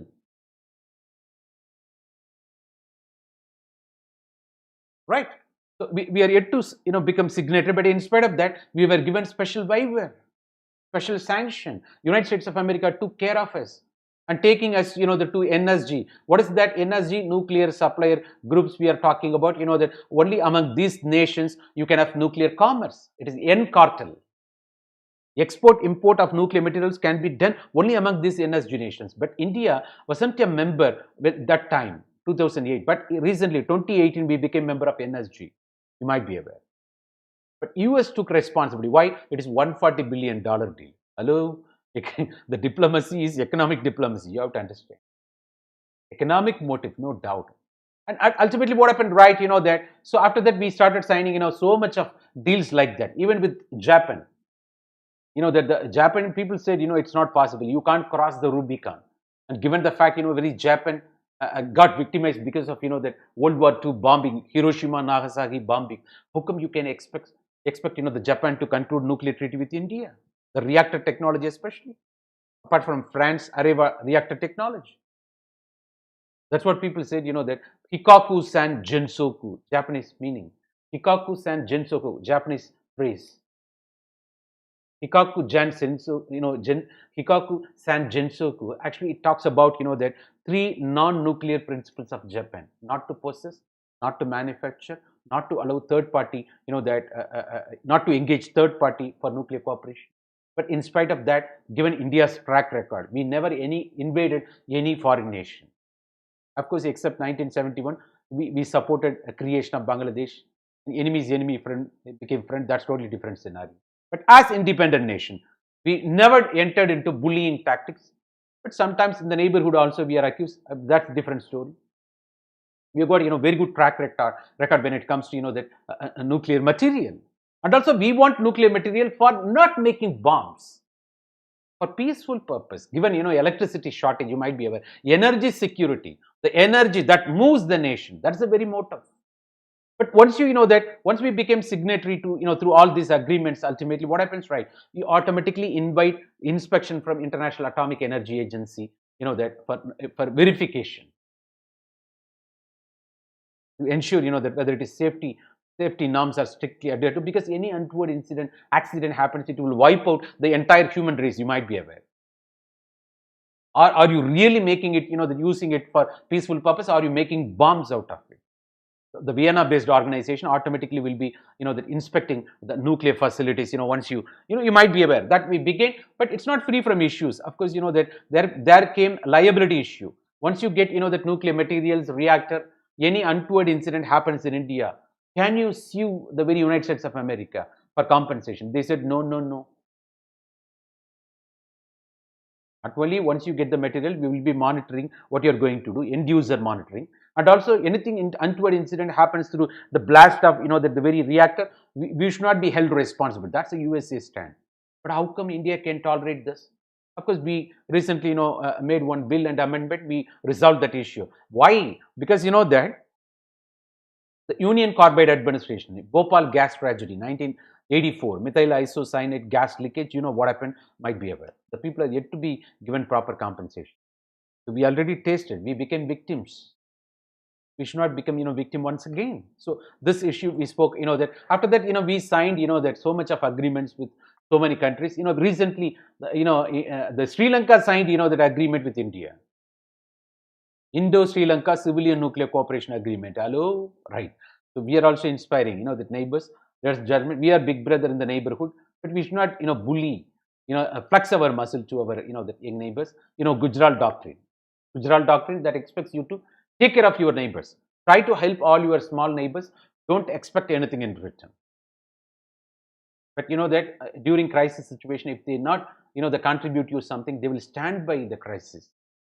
Whatever may be the global fora, it becomes lobby. They will say, whatever Anna says, Bhaiya says, Bhaiya, Pakka Bhaiya, they'll say. Whatever, my big brother says, it's always right. They will support you, all your measures. You need that cartel, you need lobby at the global fora. So, that Gujarat doctrine worked in such a way, you might be aware. So, it is that way, we have to take, we are trying to fix, that as we came out of, the past issues, definitely we will be fixing. Neighborhood first policy will be taken care of, and Act East policy, look west policy, and our Central Asia policy, you might be aware how to engage big powers and without compromising our diplomatic values, principles, everything we are talking about. What I'm talking in the name of keywords, the essence. If you stay with this, that your domain is nothing then. You can easily handle the topics. You can take, that you can definitely move to the next level. Of course, the terrorism, of course, that maybe ideological based, religion based, but anything that causes killing of innocent civilians amounts to terrorism. Maybe nurturing, harboring, or directly causing, killing. You might be aware. It has become, when United States of America was attacked, the Twin Tower attack by Al Qaeda, it became global terrorism. We have been already, for long we are attacked. Recently, of course, the Mumbai attack, you might be, that the Balakot, that's why we retaliated. India's defense policy is, India's defense policy is no more defensive, it is offensive. There came question ultimately. You are wedded to the policy of no first use treaty. How come? But that is second strike capability. We retaliated appropriately. We entered into their territory and destroyed the establishments of, the terrorists, you might be aware, such is the determination. Zero tolerance, that we did that way because in the name of protecting your country, it is justified. You may be calling land of Buddha, Mahatma Gandhi, that's totally different. But this terrorism, trying to inflict pain, causing, the killing of innocent civilians, maybe the religious fundamentalism, maybe Al Qaeda, ISIS, sectarian violence going on there. You might be aware. They are trying to establish the Sunni Caliphate. You might be aware. The brothers fighting, Islam brothers, between Shia and Sunni. And of course, that the very, the Al Qaeda, that enjoying patronage from Saudi Arabia, Osama bin Laden, you might be aware. Who is this Osama bin Laden? Al Qaeda. They were nurtured by the United States of America during Cold War to fight against, that Russia and its establishment. Once Cold War gone, once collapse of USSR happened, USSR no more, it became Russia. Now, they started waging war against United States of America. That became, conflict of two civilizations, Islam versus Christianity. Like, in Tamil, there is a saying, Valattakada Marla Muttudu. You nurture someone, one day fine morning, they go against you. That happens everywhere. Like people with lack of gratitude, otherwise the intention of nurturing.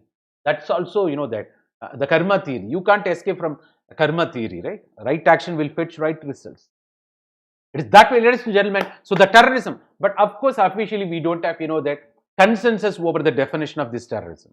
Because when you label this, religious fundamentalists as terrorists, they say they are, that fighting for their own religion, jihad, holy war. They've got their own justification. When you label LTT as terrorists, that LTT, people, fighting for their own separate elam, that they said, they are patriots. They're fighting for their own land. That's why people could not agree over the definition. Yes, that happened, but, it is not, that Muslim, my name is Khan, but I'm not a terrorist. I think you would have watched movie. It is not, that accusing a particular religion, associating with the terrorism, even, that you got Christianity-based terrorism. Of course, Basque separatist organization, even the, the very, that our Tripura, the state, northeastern state, where you got, Christianity-based terrorist organizations there. When you go through internal security-related issues, especially in the northeastern portion, you will come to know. Ideological extremism, but that's not terrorism. Ideological extremism is totally different. The Naxalites we are talking about, that's internal security, right? So the terrorism, that maybe directly or indirectly nurturing, harboring, supporting amounts to terrorism. You might be aware. So given the fact after it became global terrorism, after that, how the Afghanistan and the Pakistan was utilized in such a way. But AFPAC policy of USC, a miserable failure, you might be aware. That's totally different scenario. Even pivot to Asia policy of Obama also, given up. Trans-Pacific Partnership, the idea was given up. The US in withdrawal mode. They came out from UNESCO, did not sign Kyoto Protocol. All those things. They are becoming more irresponsible. That's totally different scenario. You might be aware. So the trend you come to know where we are heading towards. You use all these, the concepts, that for your base understanding, and from there you connect ideas. It is that way. Of course, the world peace. Of course, this is that most of the international organizations with this, especially the League of Nations, once it became United Nation organization, very well, 1945, world peace, that became priority. The global peace, peaceful, amicable living, it is the first priority. Because why? Very well. If there is no peace, no prosperity, no economic development, you can't meet the needs of the people. Only when you can't ensure the happiness of the people. Only when people are happy, then ultimately that reinforces productivity maximization. The peace is a prerequisite of prosperity, economic development, happiness of the people. It's that way. So world peace is must. The world free from conflicts, ideological conflicts, ethnic conflicts. Of course, the African country might be aware. What happened in that conflict-torn region? You might be, the people are suffering ultimately. The poor people, downtrodden people, women, children. Ultimately, the hunger, the poverty, under economic development, the whole productivity gone down. You might be aware. That's what there is a saying actually. When Western power trying to, that the philanthropy, in the name of philanthropy, I did not tell this point yesterday, I believe. Every time when they try to give you $1, they want to take that at least $10 or $100 out of it back. In the name of that philanthropy, they go and invest in African countries. There will be that they take back. If they put that $100, they will take back $1,000. In the name of having control, their exploitation, and that practicing all those new medicines on that population, and exploiting the scarce resources. Well, that imperialistic tendency, you might be aware. So when that is the scenario, so the exploitative tendency, the world is free from exploitation, imperialism. The world starts respecting environmental degradation, and making a better place for the all stakeholders. So there comes the peace. Of course, that is the motto of all international organizations. That's why through millennial development goals, sustainable development goals, and also the summit themes, and that where all international organizations, regional organizations coming that together in such a way so as to address that issue, and widening the gap between rich and poor, narrowed down. North-south cooperation, south-south cooperation, we are talking, ladies and gentlemen. And also the responsibility of the superpowers, developed nations, and contributing 1% of GDP to eradicate poverty, to make poverty as a history in developing an underdeveloped world we are talking about. With more power comes more responsibility. After all, you became rich by exploiting the resources of these nations. And nobody questioned you, nobody aware of the thing that you were exploiting us. But now you have gone to that level, why don't you share? That's what all international environmental organization, whether it is, the cry, the bargaining, you might be aware. Establishment of equity also we spoke. So restructuring of United Nations organization. Yes, since 1945, you got the same setup. What is that setup? You got only P5 nations, permanent 5 nations. Overall the permanent 5 nations, you might be aware. UFC. What is that UFC? That USA, USSR, okay, but USSR is no more, now mere Russia, you might be aware, they're talking about. Then France, then China, we are talking about. Of course, UFC, the P5 nations, permanent 5 nations, they are also called nuclear weaponized states, you might be aware. Right? India, a responsible nation with advanced nuclear technology, that is the status. You can't say, India, Pakistan, they are not outrightly declaring, nuclear weapon states, like you might be aware. So this P5 nations with special power called veto power, the negative voting, they can reject, that anybody, any issue, that one of the members coming and, using that veto power, that will never come into practice, that veto power. But rest of the nations, the very Security Council, Permanent Security Council, a powerful body with, permanent member and non-permanent members. Non-permanent members, that in rotation. India also, the taking 2021, leadership there.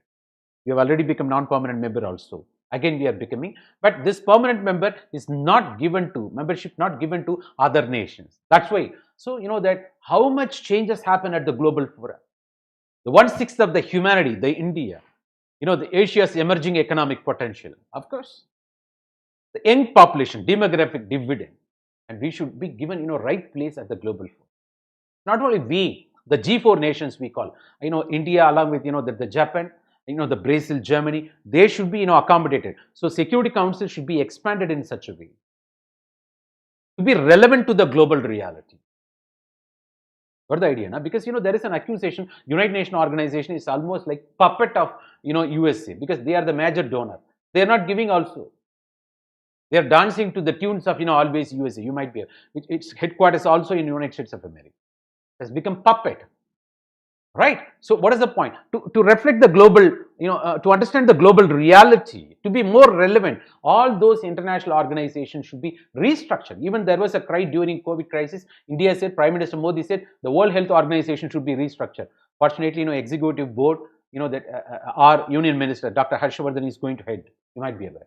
Already there is, one scientist, of course, Dr. Swamya Swaminathan, and even the IMF, where you talk about, the chief economist, that Dr. Geeta Gopinath from, that South India, you might be aware, especially from Coimbatore, that lady, it is that way. And even International Court of Justice, the Bandari, you come to know, that a lot of international institutions where Indians participating. And also, that we understand the ground reality. It should be restructured so as to reflect the global reality. It should not become, that exclusive domain of few developed countries. The relevance we are talking about, whatever may be, foreign leader visiting India, Indian leader visiting foreign nations, we are keep on emphasizing this. Even the 75th year, that our Prime Minister Modi, through the virtual, the meeting, you might be aware, he made that point very clear. The multilateral world, and also geopolitics, you might be aware. Every nation using its geographical feature so as to dominate in that particular locale. What's happening? Saudi Arabia is dominating the Gulf region. Why? It's because of its oil resources and also its proximity to the sea, so that logistics never to sell that oil, make money more. So Saudi Arabia geopolitics. But the point is, it is exhausting fossil fuel. Ladies and gentlemen, so the countries possessing, the very natural gas, whether it is Iran, even Russia, they are going to dominate the future. You have to understand. It's taking advantage of the geographical features and trying to dominate the scene, dominate the global fora. It is that way. That's called geopolitics. We are talking about, ladies and gentlemen. So these are all the key terms. That only when you are very strong in all these key terms, we can understand the topics. That is what the cry here. That's what we are keep on emphasizing, ladies and gentlemen. The domain knowledge, that is must. The keywords are must. Otherwise, you may not be understanding the importance of it. We take you. So, each and every word, if you don't understand the meaning, a part of topic, how come you can choose the topic? Then how come you can, having chosen, how come you can elaborate the topic to the tune of 1,000 to 1,200 words? Ladies and gentlemen, we are talking this way. So, South Asian, of course, topics like that. South Asian societies are woven not around the state, but around the plural cultures, plural identity. Yeah. It is not simply based on a notion, not a notion of a nation or state. That the diversity, that where you talk about, even the first, the tenure, Prime Minister Modi having, that got elected, he invited all those SARC members, gave importance to, that South Asia. And, the second time, 2018, the invitation given to, that all those, BIMSTEC countries. You might be aware. So, that how we take it, because the culture we share, the multiculturalism we share. Of course, nations are different. Political ideologies are different. Secular, theistic nations, totally different. History to some extent, but history also more or less, it's a shared history. Even the Southeast Asian countries, you talk about the Malaysia, the Singapore, of course, the South Indian connectivity. And, the very Malaysia, South Indian connectivity. And, the Angkor Wat, all those, the Chera Chola Pandya, the Chola administration went up to that level. They conquered, even the conquered place in Malaysia called Kadaram. The shared history, the shared culture, Southeast Asian culture, South Asia culture, that it is that way we are talking about. So, that the multiculturalism, We share, the plural identities. So it is around, it is not around the state. It is not around a particular, that state. It is around a plural cultures, plural identities, the multiculturalism. So that becomes, common ground. We come together. That's why the SAR or BIMSTEC, of course, SAR became underperforming institutions. Most of the summits completely marked by India-Pakistan conflict because it's historical. That the outcome of the Mountbatten Plan. That very well. The historical remnant even today it is continuing. Might be so the very Pakistan politics is completely centered around Jammu Kashmir politics. You might be aware. Huh? Instability in Pakistan. It's because of that. Because very well, India knows there is no solution through violence. They took violence. They're paying price. You might be through cross-border terrorism. Even our leaders used to say terrorism and dialogue will not go together. Stop cross-border terrorism, then only there will be dialogue. That's the statement by our former Prime Minister. Of course, you might be aware. That is the stand continued by even all other Prime Ministers. Shri Atal Bihari Vajpayee, you might be aware. Stop cross-border terrorism, then only dialogue. And also, that we don't want third-party mediation. We would like to solve, bilaterally. But in spite of that, the Pakistan keep on, going to UN and ultimately complaining. This guy has got his role in Balochistan. What you did in Jammu Kashmir. So it is that way, that we are talking about, ladies and gentlemen. So, it's not free from skirmish activities. But of course, that the shared history, the Buddhism, of course, with Nepal. The Hindu kingdom in the world, Bhutan, of course, shared history. We support both, Bhutan and Nepal to access, that the maritime logistics. You might be aware. They use, Kolkata port. You might be aware. The more or less the shared culture, the shared civilization, the shared history we are talking about. It's that way, that even shared ethnicity. Yes, we are talking about it is that way. So if you go to northeastern states, when we talk about northeastern insurgency, you will come to know there are some states, where people say, "Are you coming from India?" Because the porous borders, they frequently move to that Thailand, that Myanmar this side, and sometimes China, the Mongoloids race. It is the race there, and you have drawn over them the boundaries. This is China. This is Myanmar. But the race is there. The shared ethnicity. Right? Is that way we are talking about. So identity. So the multicultural identity. That is what we are talking about. So we have to understand. When you try to establish monoculture, it won't work. Different yardsticks for different occasion. That is the spirit of this particular essay. You can choose accordingly. And management of Indian border disputes. I think I gave relevance. You can understand now better. What is that? With Bangladesh we resolved, and with Sri Lanka fishermen killing. And this side we are talking about, of course, that Ratcliffe Brown Pakistan, and of course Jammu Kashmir centered. You might be aware. And whereas with China, you might be aware, line of actual control. The McMahon line. That is the issue. Even now it's going on. That that it's not today. From 1960s we got issues. With China. More than Pakistan, China is our enemy. Given the situation, recent skirmish activity. The casualties. You might be aware. Ladies and gentlemen, it's that way. We also spoke. You can understand. It's a complex task. You have to. We shared the tools, the strategy to write essay. Now it is domain knowledge. Let me focus on that. Don't ask me how the introduction, but we are going to show the sample also. We have to focus on domain knowledge. That is the very purpose. Enrich your domain knowledge. You should not say I could not generate ideas. You understand keywords, you can link. So it is a complex task. Yes, agree. We resolve something, and we are yet to resolve something, and you cite and you take structure as well as content in such a way. Ladies and gentlemen, and not only that, we are talking about that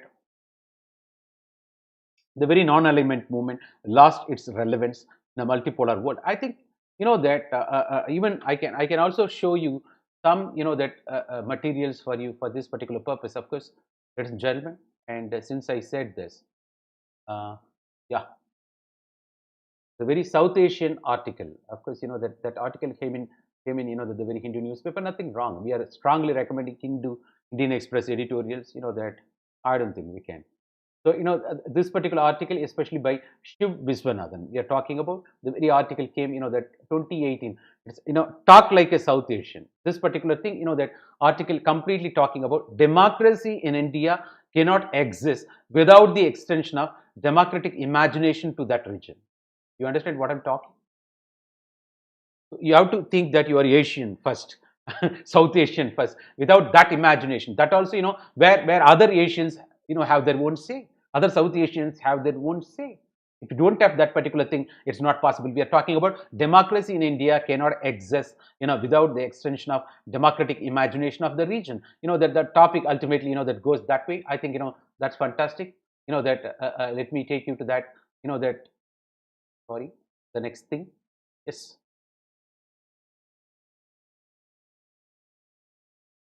Ladies and gentlemen, that article speaks, probably you will benefit more. It is your right time, that you can get exposed to all those articles I have parallelly, I may show. What is that? The cyberspace and internet. Just now we spoke, that a blessing or curse to the human civilization. In the long run, it is also a blessing.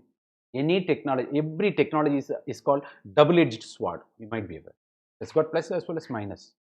And it's all totally depending on how do we use. Nothing is free from, that issue. No product is free from issues.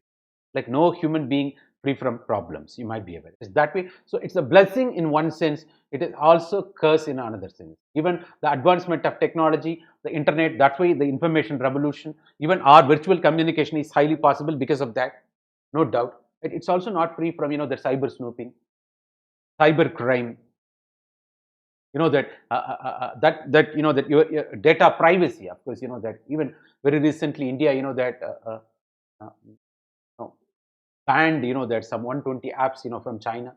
We are not ready to compromise our security of the nation, data security. We should have, robust security mechanism in place. Then only it's possible. And in spite of that, all those violations in the world of, social network, the Information Technology Act, section 60, 60A, 66A, we are talking about. You might be aware. So in what way we ensure, that individual from the onslaught of, that this menace we are talking about. So how, that it is not the pornography, another major threat, child pornography, that too. And also, that the kids in the name of video games, they develop aggressiveness. On the one side, it is good. It's a good fun, but they're not playing. They are simply getting addicted to, the video games. And very well, the United States of America, you might be aware, the school kids, engaged in all-round shooting, shooting in public places, public social events, you might be aware. Why? That's what you used to say, that the very aggressiveness, that the video games, all those, that's outcome. Of course, that maybe even the PUBG has been banned recently, you might be aware. The kids used to PUBG, that they've gone to the extent of killing their own parents, aggressiveness. That aggressiveness I see on the part of, there is also saying, of course, that the very United States of America became, that rich by selling weapons to other nations. Now the kids are using those weapons to kill themselves. What you sow, you reap. Karma theory, you can't escape. That is the interpretation also parallelly. Officially, we can't speak. We can speak, among ourselves. Otherwise, there is also, that all those, that on the one side, Korea, the Japan, you ruin Japan. Japan, that with its advanced technology, that they are making video games, but they are not allowing their own kids to watch video games. I read somewhere. But whereas, that's used by American kids, now they are killing each other. It is, technologically ruining the United States of America. Even today, the US is celebrating the V-Day, Victory Day, when it comes to Hiroshima Nagasaki Day in USA. That's hurting, Japanese people, you might be aware. Right. So on the one hand, we are talking about blessing, advancement, sophistication, facilitation, information technology, revolution, making the life simple, fantastic. It's not free from the curse. Of course, it's not free from problems also, problems as we enlisted. It is that way I want you to, that. So it goes against privacy of an individual, security of the nation. Right. So, that you are under surveillance. You have to, for your kind information. You may be thinking you are free. I am under surveillance. Now I am speaking in front of my laptop. Now I am monitored. It is that goes against, privacy of an individual, of course. Without my, the permission, how come you can enter into space? You don't know first you are monitored or not, but you are done. Such a fragile system, vulnerable system we have. Of course, that's also because of, the technology. we are talking about, ladies and gentlemen. So when that particular technology falls in the hands of that the very so-called perverts, terrorists, you just imagine what will happen. Even we are worried when nuclear weapons falling in the hands of terrorists don't properly safeguard yourself, what will happen? This is apart from natural calamity, the Fukushima leakage, we talk about, the Chernobyl leakage we are talking about. But here I'm talking about when all these nuclear weapons, when this advanced technology, of course, falling in the hands of, otherwise, that all these terrorist, antisocial elements take over, that goes against the humanity. Over. It is that way we are talking about, ladies and gentlemen. This, that for that, rest of the things you watch Hollywood movies. We'll come to know much.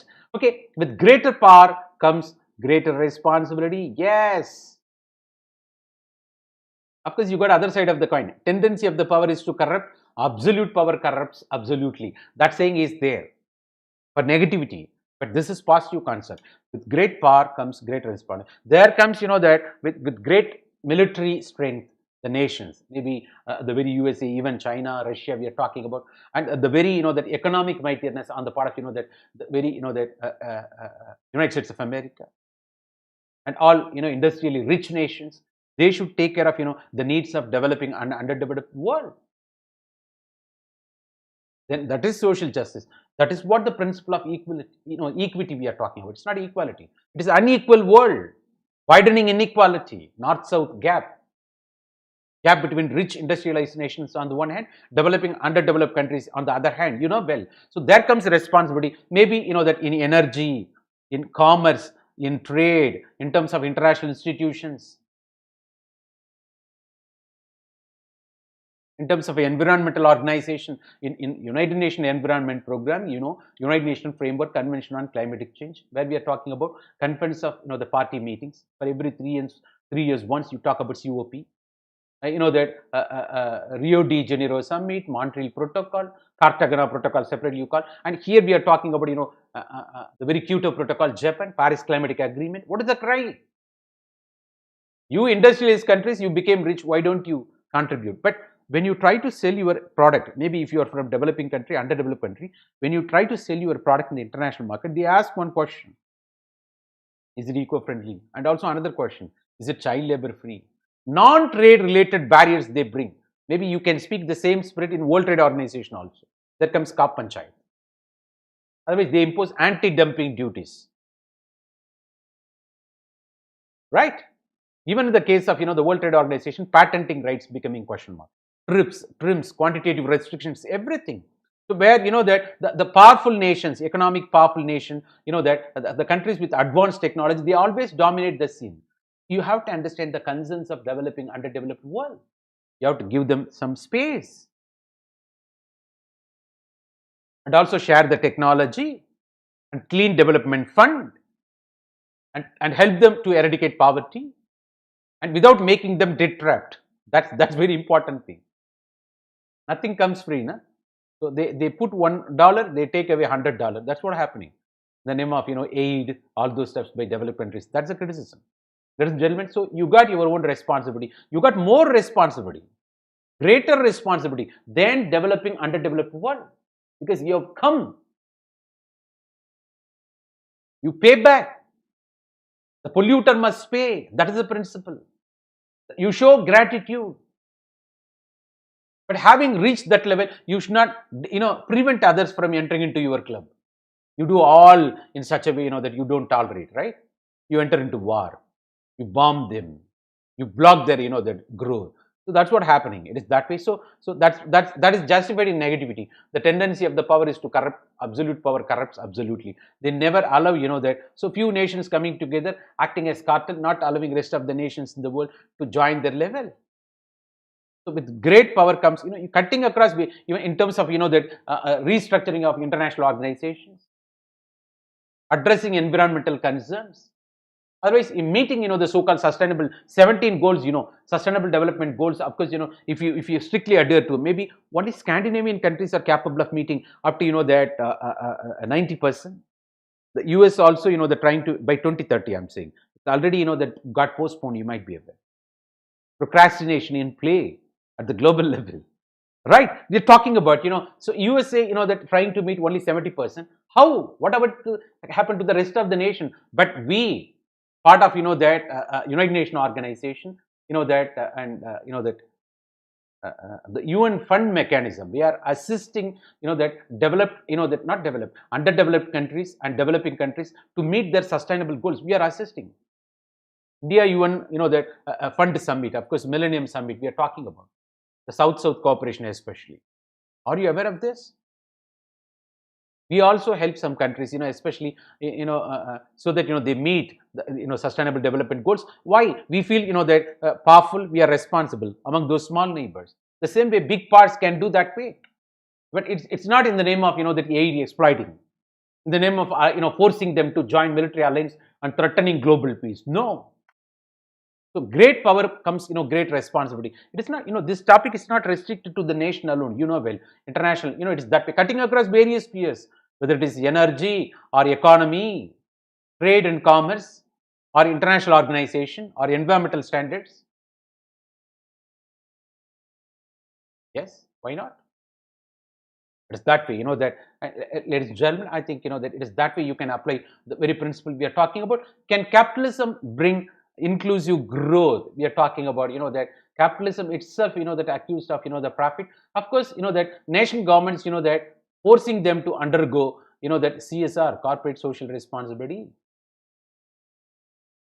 making them understand the role, that to benefit the people, so that that no section of the population left out the growth process. There comes policies, programs of the government in such a way, the mechanism on the part of the governments when they allow corporates. Otherwise, nation itself, should not by 100% embracing capitalistic mode, forgetting the role of welfare nation notion, should not go against that the people. Otherwise, it won't work in favor of inclusive growth.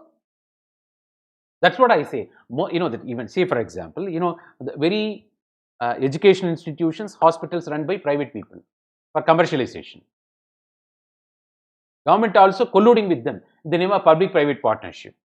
They should be run by the government. Then only they can take it. But of course, they have to ensure quality. They have to come out of infrastructural bottlenecks that demands heavy investment, especially investment to the tune of 6% of GDP. Thanks recently, that central government has done 6% of GDP allocation for education sector. Fantastic. Hitherto it was 3.41. You might be aware. But whereas in the health sector, of course, it is 1.69% of GDP, which is even among BRIC countries, India is investing less. Why it can't be elevated to the level of 6%? Even economic survey saying that both education, social sector spending, both education and health sector combined together 7.7% of GDP. When that is the scenario, how come? On the one side, we are giving a lot of concessions to corporate. Of course, they generate resources, no doubt. But why? What happened to the the social sector spending? It should be put together 12%, both health and education. But only education, okay, done 6%. But what about health sector? Even COVID crisis, it's an opportunity for us, that look back and mobilizing resources accordingly. I'm not saying, even IMF report speaking this way, even economic survey of India speaking this way. What is this? So the capitalism, what happened? The focus, the capitalism's, the economic policy, the capitalism of the private, the companies, even if the government is trying to embrace this 100%, they should not give up welfare nation notion, the inclusive growth, inclusive governance, taking care of downtrodden. There are multiple stakeholders. The growth, the benefit of the growth should percolate down to all stakeholders, masses. It should not become, the growth of few. That's what we spoke, ladies and gentlemen. We already spoke about it. It is that way. So India's role, that promoting, that of course our role, we became observer, later became member. You might be aware, that what way we can enrich, cutting across various, economic cooperation, the cultural cooperation, the security, the South Asian region we are talking about. In what way we can contribute our experience. And apart from that, so we are talking that we have to talk about way forward for this. In that way, I want you to work towards that all rest of the topics, ladies and gentlemen. I think just sample I discussed that all topics now you can understand, because the keywords, all keywords I've already discussed. Ladies and gentlemen, it is right time. It will you can't speak entire GS short span of time. Hope that you understand. You can understand the topic. You can apply the principle we are talking about. It is that way. All keywords I discuss, taken from here, we discuss. Now you have to link, you have to generate ideas, and you have to structure it, and you have to, that present in such a way, you might be aware. That's what our formula I gave you, that preparation for the topic, brainstorming, organizing of ideas, and thinking about conclusion mark, and also introduction part. Then you execute, after planning for half an hour, you execute for 1 hour. Then ultimately you go for polishing the very essay you have written. I think it is right time for me to take you to the very sample of, the conclusions. Excuse me.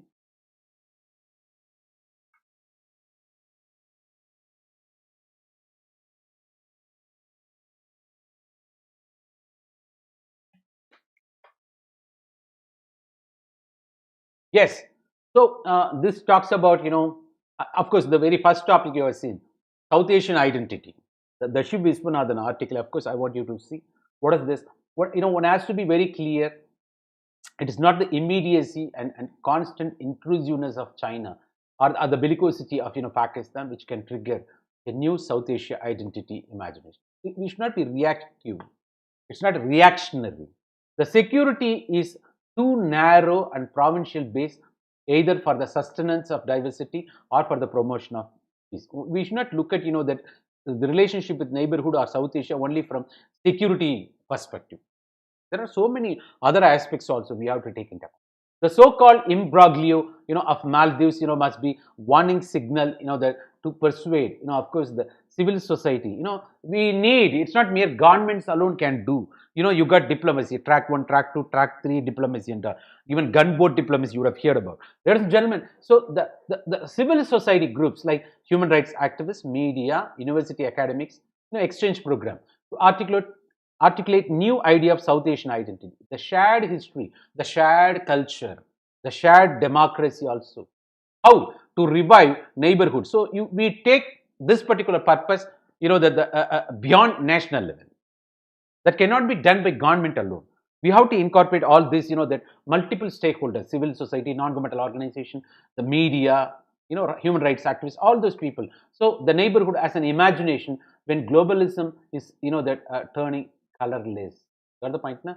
So it is right situation. Globalization, the globalism, it's a way of life. You try to, that meet international standards. In that purpose, you lose your identity. You lose cultural identity. That goes against your domestic interests also. See, multilateralism doesn't mean that you have to lose your sovereignty. You have to lose your cultural identity. You preserve your identity, parallelly you accommodate yourself. We are not talking about, assimilation, integration. That may happen in the long run. It's up to you.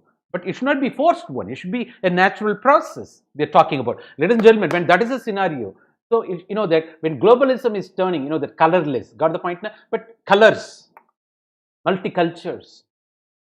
You've got history, you've got a culture, the native, identity, of course, we talk about. So each and every nation of South Asia should think about it. We need a movement from, the muscular diplomacy, that which we are at poor. We never, play muscular diplomacy, you might be able. Ladies and gentlemen, to a diplomacy of diversity, that's fortunate thing. Once Prime Minister, Indian Prime Minister Modi ji, he dropped himself en route to India, once after when he was coming from West, that met Nawaz Sharif. But Nawaz Sharif, you might be understanding, he has been extradited. He is in London.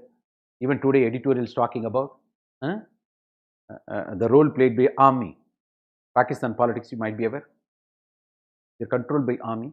But all opposition parties coming together and opposing this. And when they are in opposition, they will speak, they will cry. When they become ruling party, they will do same thing. That's what, that the Pakistan politics. And including Imran Khan, nobody is, that exception to this process, you might be aware. So whatever may be, the very, Nawab Sharif, there also you talk about dynasty politics. The second generation leaders of, that the Bhutto as well as Nawab Sharif family, and the action taken against them, they are arrested, and also FIR and en masse, the police officials, that absconding from duty for one day, the conflict came, you might be aware. Never happened in the past in the Pakistan. These are all the things happening, of course. But whatever may be, we may have, that our own difference with Pakistan. But beyond that, the differences. When Nawab Sharif was the Prime Minister, of course, even Kartarpur, that corridor we opened in spite of the differences. That's fantastic. So the Prime Minister adopt himself. Ultimately, that Nawaz Sharif gave, a sari to, that ultimately Modi ji's mum. You might be aware. So the cultural exchanges, it is that way. So we never play muscular diplomacy. It won't work. There is no solution through violence. But of course, recent ball code, it is second-rate capability, and we also, that adopted zero tolerance. You might be aware. Given suicide bombing, you might be aware. It is that way. So the South Asian imagination, the diplomacy of diversity for South Asian imagination and drama to be reinvented again. So this imagination, the democratic imagination, the shared cultural historical identity on the part of South Asia, we have to, that understand. So that introduction. So, emphasizing context, it should not be like mere security dimension alone. Also, it should be based on diversity, and so that you get imagination. It is that way. So that to diplomacy of diversity we are talking about. So democracy in India cannot exist without the extension of democratic imagination. The nation. If you don't take care of your neighborhood, you can't live peacefully. That's the logic. That is the logic we fix through Gujarat Doctrine. When neighbors are unhappy, even there is Islam also, there is a saying, when Muslims, making biryani, the very smell travels to long distance. Up to that distance, you have to share the biryani. Gurbani, they call Gurbani. You might be aware. Care and care. When neighborhood is starving, if you're conducting a feast, no, it's not good. Even this is a thing. You should that rationalizes all of your action. You try to help them, to share. Even the crisis, it is that way, ladies and gentlemen, we are talking about. So the democratic, South Asia as an imaginary, becomes a text and pretext, that for such experiment, that we can do. So that goes with the spirit of the question. Here you can, use that article, especially Shiv Viswanathan's article, came in Hindi newspaper. Of course, we are talking about. So that with new South Asian identity triggers new imagination. That point is fantastic point. Democracy in India cannot exist without extension of democratic imagination to the region. It's not only practiced at the national level, it should be practiced first at the regional level. So that national level, it won't be a problem. How do you treat your neighborhood? Because there you talk neighborhood first policy. Of course, not free from challenges. How do we treat Nepal? How do we treat Bangladesh? Or how Bangladesh is feeling threatened? How do we take care, Sri Lanka? That way, ladies and gentlemen, that it is that way we are talking about. And India, with a new South Asian identity, triggers a new imagination beyond the dullness of that security and nationalism. You have to go beyond state consideration, security consideration, to embrace the diversity of diplomacy, so that we ensure peace in the region. We ensure that a democracy in the region, so that at the state level it never becomes a problem. Ladies and gentlemen, it's indirect message to Pakistan also. Of course, you might be aware. Ladies and gentlemen, it's that way. So another that conclusion in such a way that we are talking about. So, that's of course we are talking about conclusion. How you can conclude on the part of that very why it became solution, it became recommendatory, it became advisory, because you are part of the solution. That's what conclusion is all about, ladies and gentlemen. So the conclusion here, another the conclusion in another article, given India's regional status and the Prime Minister, that Narendra Modi ji, of course, Modi's unchallenged hold over political power, because mandate, the clear, strong mandate to the ruling party, it is incumbent on him to initiate steps to restore the ceasefire. That worked, well over, that a decade. It's not current scenario I'm talking about. It's a old article, but how you can, the recommendatory, a solution. How a conclusion, thought provocation. That thought provocation, the previous article, without that ensuring the diversity of democracy, you can never ensure that a democracy in a particular nation. That should go beyond security concerns. That's the thought provoking point. The previous conclusion. The same way here, we're talking about to initiate steps to restore ceasefire that worked well over the decade. It is not only the peace. Of course, here it is also relevant for India-China going on. It is not only that peace in an absolute requisite for his government grand economic plans. If there is no peace, no prosperity. You will get diverted. You will be spending money, casualty. You have to answer media, answer, in the parliament opposition. How come? There should be peace. So, that his government's grand economic plans, including, the past demonetization or GST, now Atmanirbhar, we are talking about various measures. Okay, India and Pakistan must guard. But this particular article's, conclusion centered around India, Pakistan, but it is also relevant to India, China. Ladies and gentlemen, so India and Pakistan must guard against adventurism and increasingly in the increasingly unpredictable world. We don't want your adventurism. Don't play with that the soldiers' lives. There is no solution through violence. Do something in such a way. Try to initiate steps to establish peace, so that that your grand economic plan is moving to the next level. Right? So that's a message. It's recommendatory. It's a recommendatory to be part of the solution. Conclusions in such a way. I think best conclusions, I think you can have that way, ladies and gentlemen. And also, that how introduction could be. Very well how introduction could be. It should be promising. It should arouse curiosity. It should set the tone. It should be a teaser, trailer-like. Otherwise, it's called bird's eye view. You might be aware. That is what introduction. Here also, you talk about context and summary a little bit. You also use the words of the very title of the essay, so that you stay with the spirit of the essay. Well. And also, it should be promising. Wow, this guy is going to say something. This is what we spoke in the name of introduction. Come on, let's apply that principle for here. What is that? Of course, Indian government has shown its commitment to strategy neighborhood first by inviting leaders of neighboring countries second time, especially when Prime Minister Modi's that swearing in ceremony the second time, the 2019 May 30. The focus will continue this week when that he makes his visit. Of course, he made visit to Maldives, Sri Lanka. You are aware, something that has become a tradition during that time. The article written. This is article how the introduction I am talking about. So extending the invitation for the swearing in ceremony, not only first time, second time, 2014 as well as 2019 video. The obvious difference between that something that has become tradition for all Indian Prime Minister. That you have to understand what sort of customary practice, the tradition we maintain here in India, that we take care of neighborhood. We respect you. India's growth story is not depending on mere India alone. We understand the neighborhood. Without ensuring proper friendship relationship with the neighborhood, we can't stay at peace. With something that good celebration here in India, we also invite you to participate.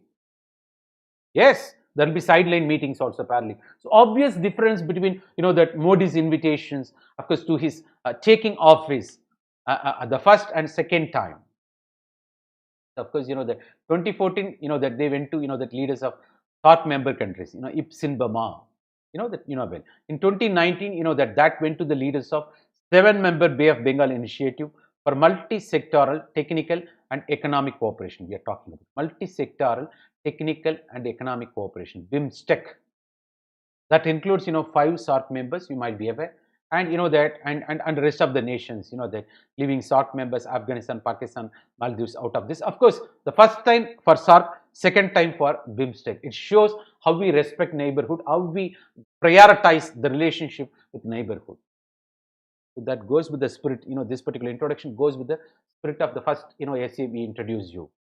Yes, what it says, it's a summary, it's a context, summary, setting the tone. The beginning itself, the invitation itself says that we are very keen to have, that fantastic neighborhood relationship. That went very well, that Modi ji's first, that era. But second, it's not free from challenges, but it can be fixed. In spite of that, though there is an accusation, India's foreign policy is under the clutches of domestic policy, and it can be fixed. We are very keen to fix it, you might be aware. It is that way, ladies and gentlemen, we are talking about. Yes, and also another, that introduction, that's cool. The most powerful and cohesive power in the region. India needs to, as it is about India, the most powerful and cohesive power in the region, of South Asia. India needs to chart a road, of course, roadmap to restore the ceasefire on line of control. We already seen one conclusion, but that, how introduction could be. Restore the ceasefire on the line of control. Line of control, this is about Pakistan. If it is line of actual control, then it is China along McMahon line. But this is line of control, Ratcliffe Brown, that of course Pakistan, you might be aware.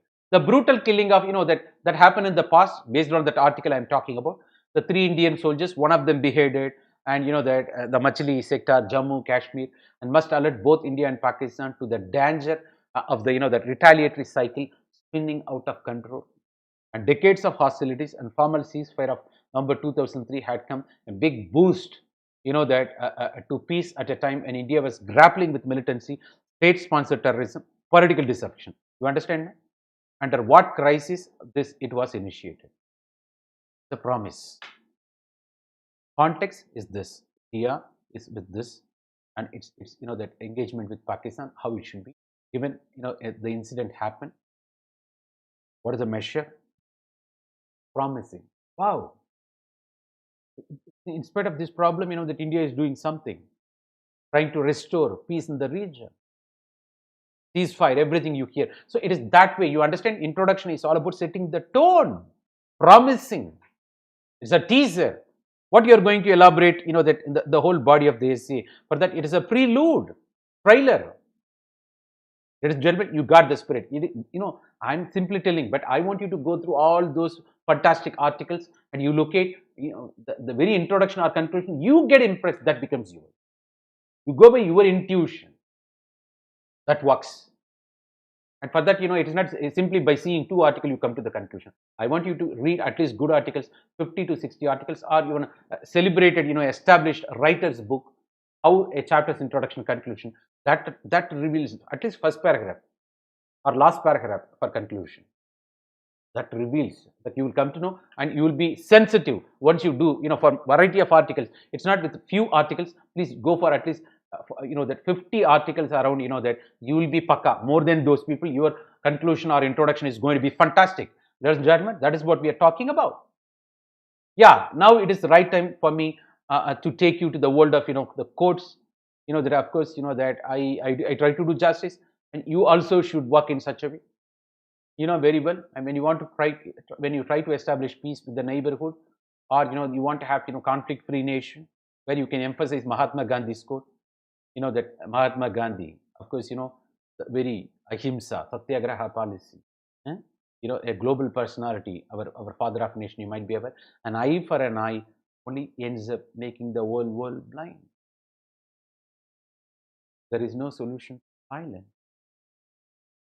An eye for an eye will make the whole world blind, we say. But here, an eye for an eye only ends up making the whole world blind. No retaliation.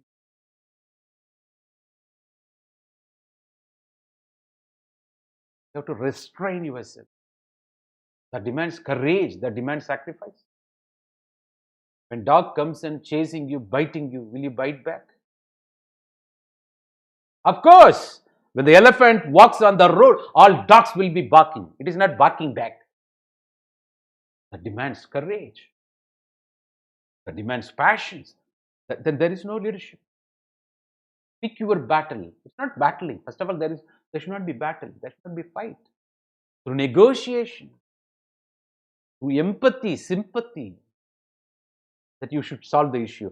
Because a guy who is getting defeated today at your weapons, tomorrow he will try to come up with big weapon. There is no end. There is no peace. Probably you postpone that conflict for a while, that you stop, maybe in the name of deterrence. But instead, make him understand, negotiate. That demands, of course, you may be made mockery in the beginning. It's that way. So an eye for an eye only ends up making the whole world blind. So it's prescribing otherwise ahimsa, satyagraha, weapon, violence-free world, conflict-free world. Otherwise, having faith in that negotiation, agreements, accommodation, understanding, empathy, sympathy. Yes, that's fantastic. That talks about originally coming down from original objectives, reconciliation, arbitration, mediation, truce, pact, treaty, compromise. There is a general variety of ways we are talking about. This is the ideology of Mahatma Gandhi. With that, he achieved. It became mass movement in India. You might be aware. With other the freedom fighters, he could mobilize. He gave leadership. You might be aware. So this is our Prime Minister, that Narendra Modi ji's quote. Of course, what is the need of the hour? We have to work as a team. United we stand, divided we fall. It's not blaming each other. It's very easy to become judgmental, blame, to be part of blame game. But what is needed? We work together, we move together, we think together, we resolve together, and together we that take this country forward. The purpose is great. It can't be done by a single person. That demands team. When you walk alone, you walk faster. But when you walk with your network, walk far and longer. But the nature of network is very, very important. They should not pull you down. Next day, you should not even think about going for walking. I'm not talking about that network. The network that encourages you, appreciates you, share and care. Because you are the average of the 5 people you are in touch. So the teamwork, the team spirit, that's very important. Because the task is big, great, that demands the team spirit, that demands gelling. You have to work together. So that walk together, move together, think together, resolve together, and together we take this country forward. It is not like Navagraha traveling in different directions in the name of petty politics or accusing, blaming game. So that I think he's qualified enough as a chai wala, could become Prime Minister of India with organizational ability and having proved in Gujarat as CM for long tenure, and he is adoring the Prime Minister post for the second time. A lot of sacrifice, you might be aware. A disciplined personality, you might be aware. Man of 5 o'clock club. So definitely he has got right to that. Definitely. But of course, in implementation as a team, no party is free from criticism. You might be aware. Yes, and given that India like country, it is that around 25 countries of European countries can be put together within India. Given the size of population and diversity, definitely not free from challenges. And also, role of opposition should not be to oppose everything introduced by ruling party. They should play constructive opposition role. And also, that every political party not free from the rest of the accusation. That's politics. You take into account. Of course, here the spirit of togetherness to take forward the country. So that should be the conclusion. When someone asked, the quote should be like this. Quoting President of India, Prime Minister of India especially. That's fantastic. You make a dent there in your essay. That way, ladies and gentlemen. And also, that the Christina Lagarde, when she was talking about climatic change, and she's the managing director of that IMF, International Monetary Fund, you might be aware. And it is a collective endeavor. Yeah, the same thing. It is a huge task, biggest task. It can't be done by a single country alone or few countries alone. Urgudi Therirakanon. There is a saying in Tamil. So if you want to move a temple car of massive size, the whole village should come together. The whole, the members of the village, local body should come together to touch the rope and, and pull. Then only the temple car will shake and move. The task is huge, great. That demands, that the collective endeavor, collective efforts. Global climatic change, it's not, confined to a particular country. It's unfortunate, the largest polluters, that yet to ratify the treaty. So we say polluter must pay the principle. Of course, that's why she's emphasizing, Christina Lagarde. Of course, that on climatic change, it is a collective endeavor, the collective accountability.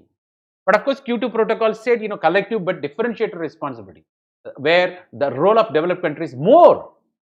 That's totally different scenario. Ladies and gentlemen, we are talking about, of course, and it may not be. It's better late than never. It may not be too late. It may not be too late. Better late than never. Right? It is that way, to address, that a greater purpose. Of course, we are talking about wherever the environmental related aspects. Of course, here, you talk about international relations. I have to touch this also. There, of course, the president of USA, Jimmy Carter, you might be aware. He says the best way to enhance freedom in other lands, is to demonstrate here. Be the change that you wish to see in the world. It is not always preaching. Are you practicing? United States of America, you want to establish democratic nations global-wide.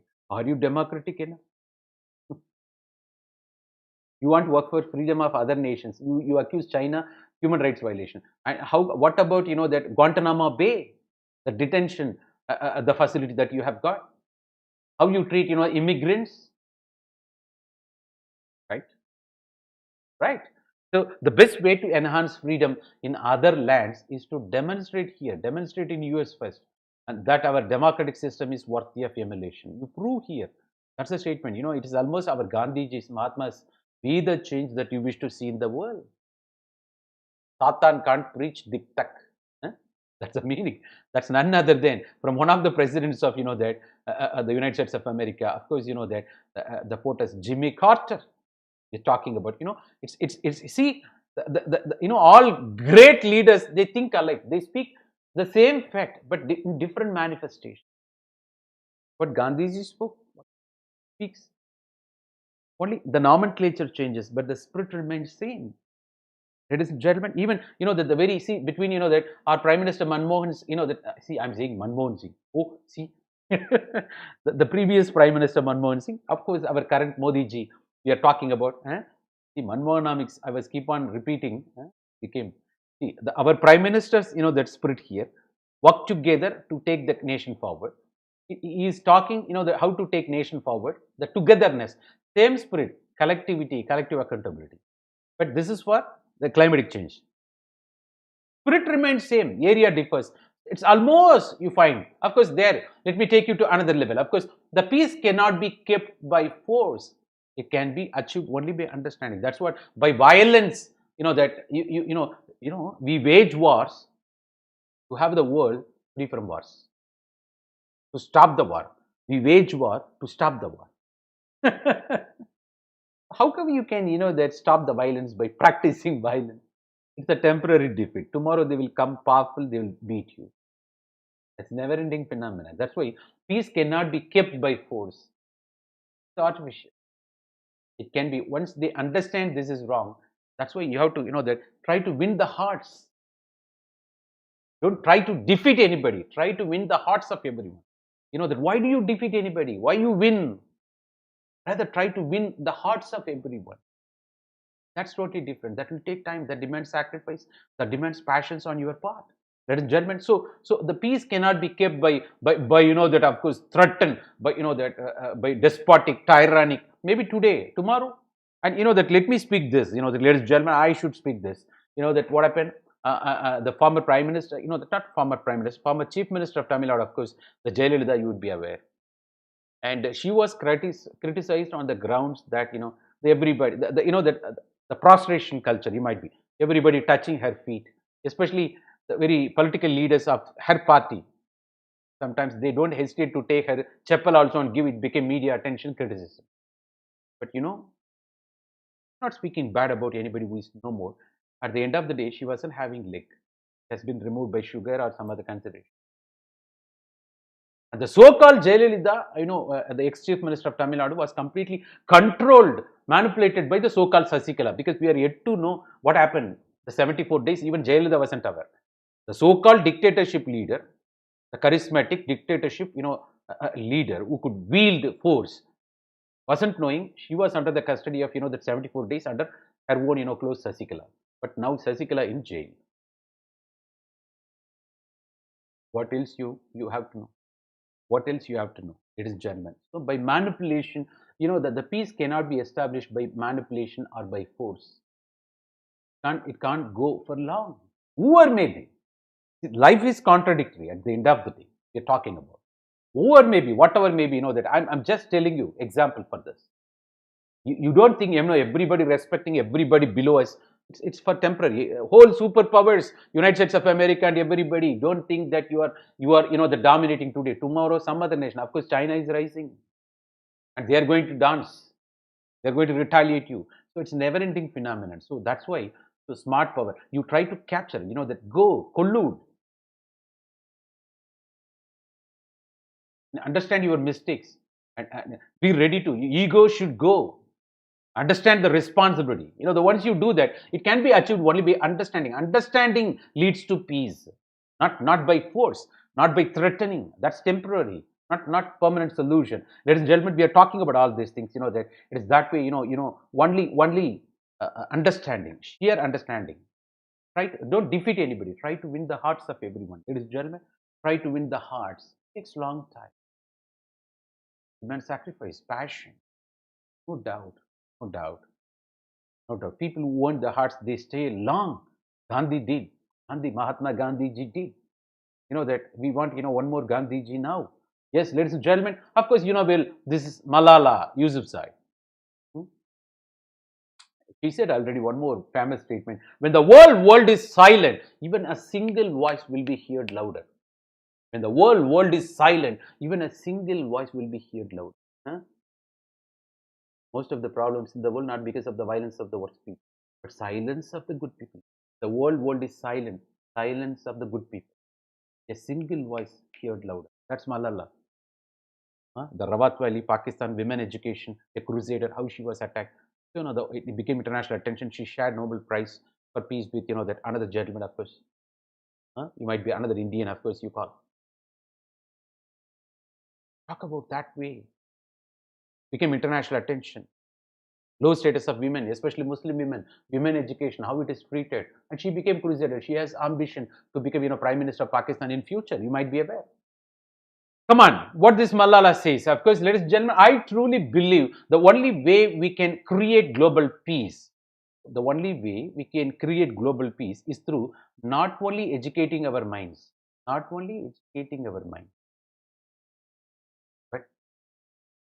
souls, ladies and gentlemen, but educating our hearts, educating our souls. Because when the mind is becoming pervert, like Osama bin Laden, some terrorists, what will happen? They use the technology for the destruction of the world or humanity. Yes, yes. That I truly believe. This is according to Malala Yousafzai. I truly believe the only way we can create global peace, that not by educating minds, but our hearts, by educating hearts, educating souls, the spiritual way, the benevolent way. Love is the ultimate. Love is the solution. Benevolence, kindness, kind-heartedness, and also souls, the intellectual way. The intellectual way, intellectual path, we are all one. We are all same. Different souls, but we are part of the same. We came for a purpose. We are going to join together. Jivatma, Paramatma. That's fantastic. This is spiritual path. This is benevolent path. The path of love. Not himsai, ahimsa, himsai nahi. That ahimsa we are talking about. It is not mere education, right? Of course, the education without, that maturity, without, that wisdom, that leads to that kind of, issues. This is, see, once again, heart, soul, understanding. I see. Of course, that former Secretary General of United Nations Organization, you have to bring once again Kofi Annan. Of course, who is that? What he said, we also, discussed one quote under him yesterday. So it's only the multilateral, it is about multipolar world, multilateral institution. It is only through multilateral institutions that the states can hold each other to account. Right? So the importance of multilateral institutions. Right? Every nation will have its own say, or any erring nation will be brought to the book.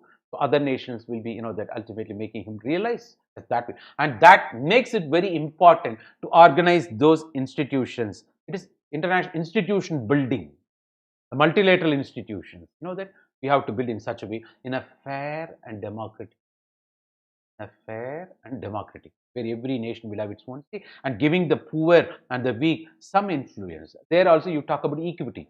Though all are equal, you also talk about equity. Equality is different from equality. Are you aware? The equity is all about, recognizing the unique problem on the part of the nation. Maybe a unique problem on the part of, developing nation, underdeveloped nation. Then you start giving some concession, as you give reservation in Indian context. The reservation is the clear example of equity, not equality. In front of equality, everybody equal. But equity understands your unique problem and suggesting concessions accordingly. Ladies and gentlemen, it is that way. So what is the point? So in a fair and democratic way, giving the poor and weak some influence over the actions of rich and strong. When the haves trying to exploit the have-nots, there comes multilateral institutions to rescue. You understand? You have to build a lot of multilateral institutions. Otherwise, already, that established institutions are there. We have to restructure so that it becomes relevant to the global reality, the purpose, where all nations will have their own say. The oldest one family, Vasudhaiva Kudumbakam. Ladies and gentlemen, it is that way. So you understand, I'm just interpreting the code. So it is that way I want you to look into codes. But it may be big enough. You go for minimum, 2 lines, not more than 3 lines. Maybe it becomes very hard for you to, you should not commit mistakes in the codes itself. You do injustice to the very author then. Oh, sorry. No, it misleads you. Please be careful. So go for, that simple. But for the sake of explaining you, to touch you, not mind, touch your heart. I took this way. I'm sorry. You please start thinking that way. Ladies and gentlemen, I think you can move to that level. Of course, I think, what's ultimately, we gave you the strategy, the previous videos also. We give you the tools, we enrich your domain knowledge also to some extent by especially discussing the keywords part of the previous year, essay topics. And how to write essay, we gave the first video itself. No need of elaborating here. Don't expect me. If at all newcomers there, please, don't mistake me. You have to watch the first video. How to score 200 plus, were completely elaborated. Even without knowing stuff, you can elaborate, you can write one essay and get more than 150 marks. I shared the tool already, strategy. But if you have sufficient knowledge, domain knowledge, think then. But it's not knowing without delivering, but that demands writing practice. I repeat once again in Tamil, Sithiramum Kaipazhakkam Sendamizhum Naapazhakkam. Not only Tamil, whatever may be the language, when you practice everything you get. Practice makes everyone perfect, including yourself. Ladies and gentlemen, welcome to, the 200 plus, that club of SC. I think definitely you are fantastic. You will do that. So that writing practice, that's what. The whole previous year questions of, that SC I grouped under 8 domains. I want you to work for one domain per week. After completion of these sessions, that you sit, you gather informations, materials, from various articles in such a way, then you start writing it. Right, where the random generation of ideas. Please watch that first video again and again, where I gave the formula, that how to generate, the brainstorming ideas, fashioning ideas, grouping, categorizing, the planning for half an hour and delivering for 1 hour. You please watch that, then only you will understand. So I want you to practice in such a way. At least you write one essay, maybe 4 to 5 topics of that particular domain. You go for some plans alone will do. No need of elaborating if you don't find time. But I want you to write minimum one essay of 1000 to 1200 words per topic. Please write one essay at least per week. Just imagine, that maybe when you do say, that 8 domains, maybe you consume, of course, that 2 months for that particular purpose. And of course, people write this means, that you have to do it immediately. Maybe within a week, you have to write 2 to 3 essays. That's totally, you've got different standards. But people write 2021, 2022, go for this standard. And it is that way. When you do that, you locate where you are comfortable 3 domains. That should be your domain. You keep on adding, enriching your knowledge, whether article, wherever, that information you get, that becomes single consolidated resource. With that, when you start practicing your pakka, let me assure you, 200 plus is definitely possible. You can go beyond that also. Let me assure you. With this, I'm saying, that every essay should be written in such a way. It should have its own structure, have its own content. This discussion is centered around the content, the domain knowledge, enriching your domain. The structure, introduction, conclusion, body of the essay, heading, subheading, the balance between facts and concepts, everything we spoke, including quotes, the 15 to 16 paragraphs, otherwise 15 to 16 ideas per paragraph, 40 to 50 words. We spoke at length everything. Ladies and gentlemen, I'm not speaking anything, you know well by this time, but that demands practice. You know everything, but have you started practicing? That demands your consistency.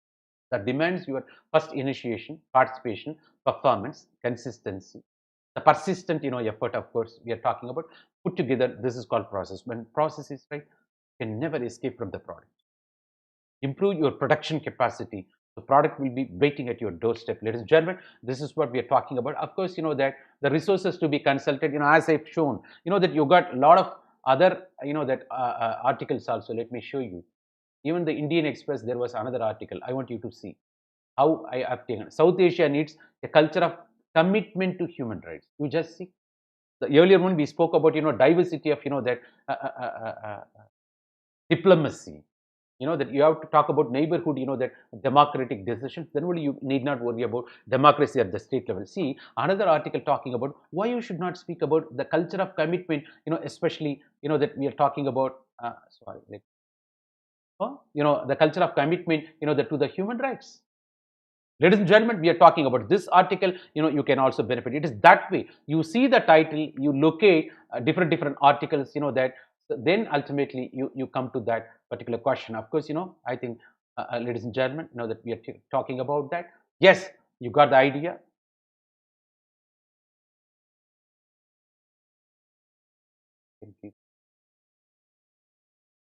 Yes.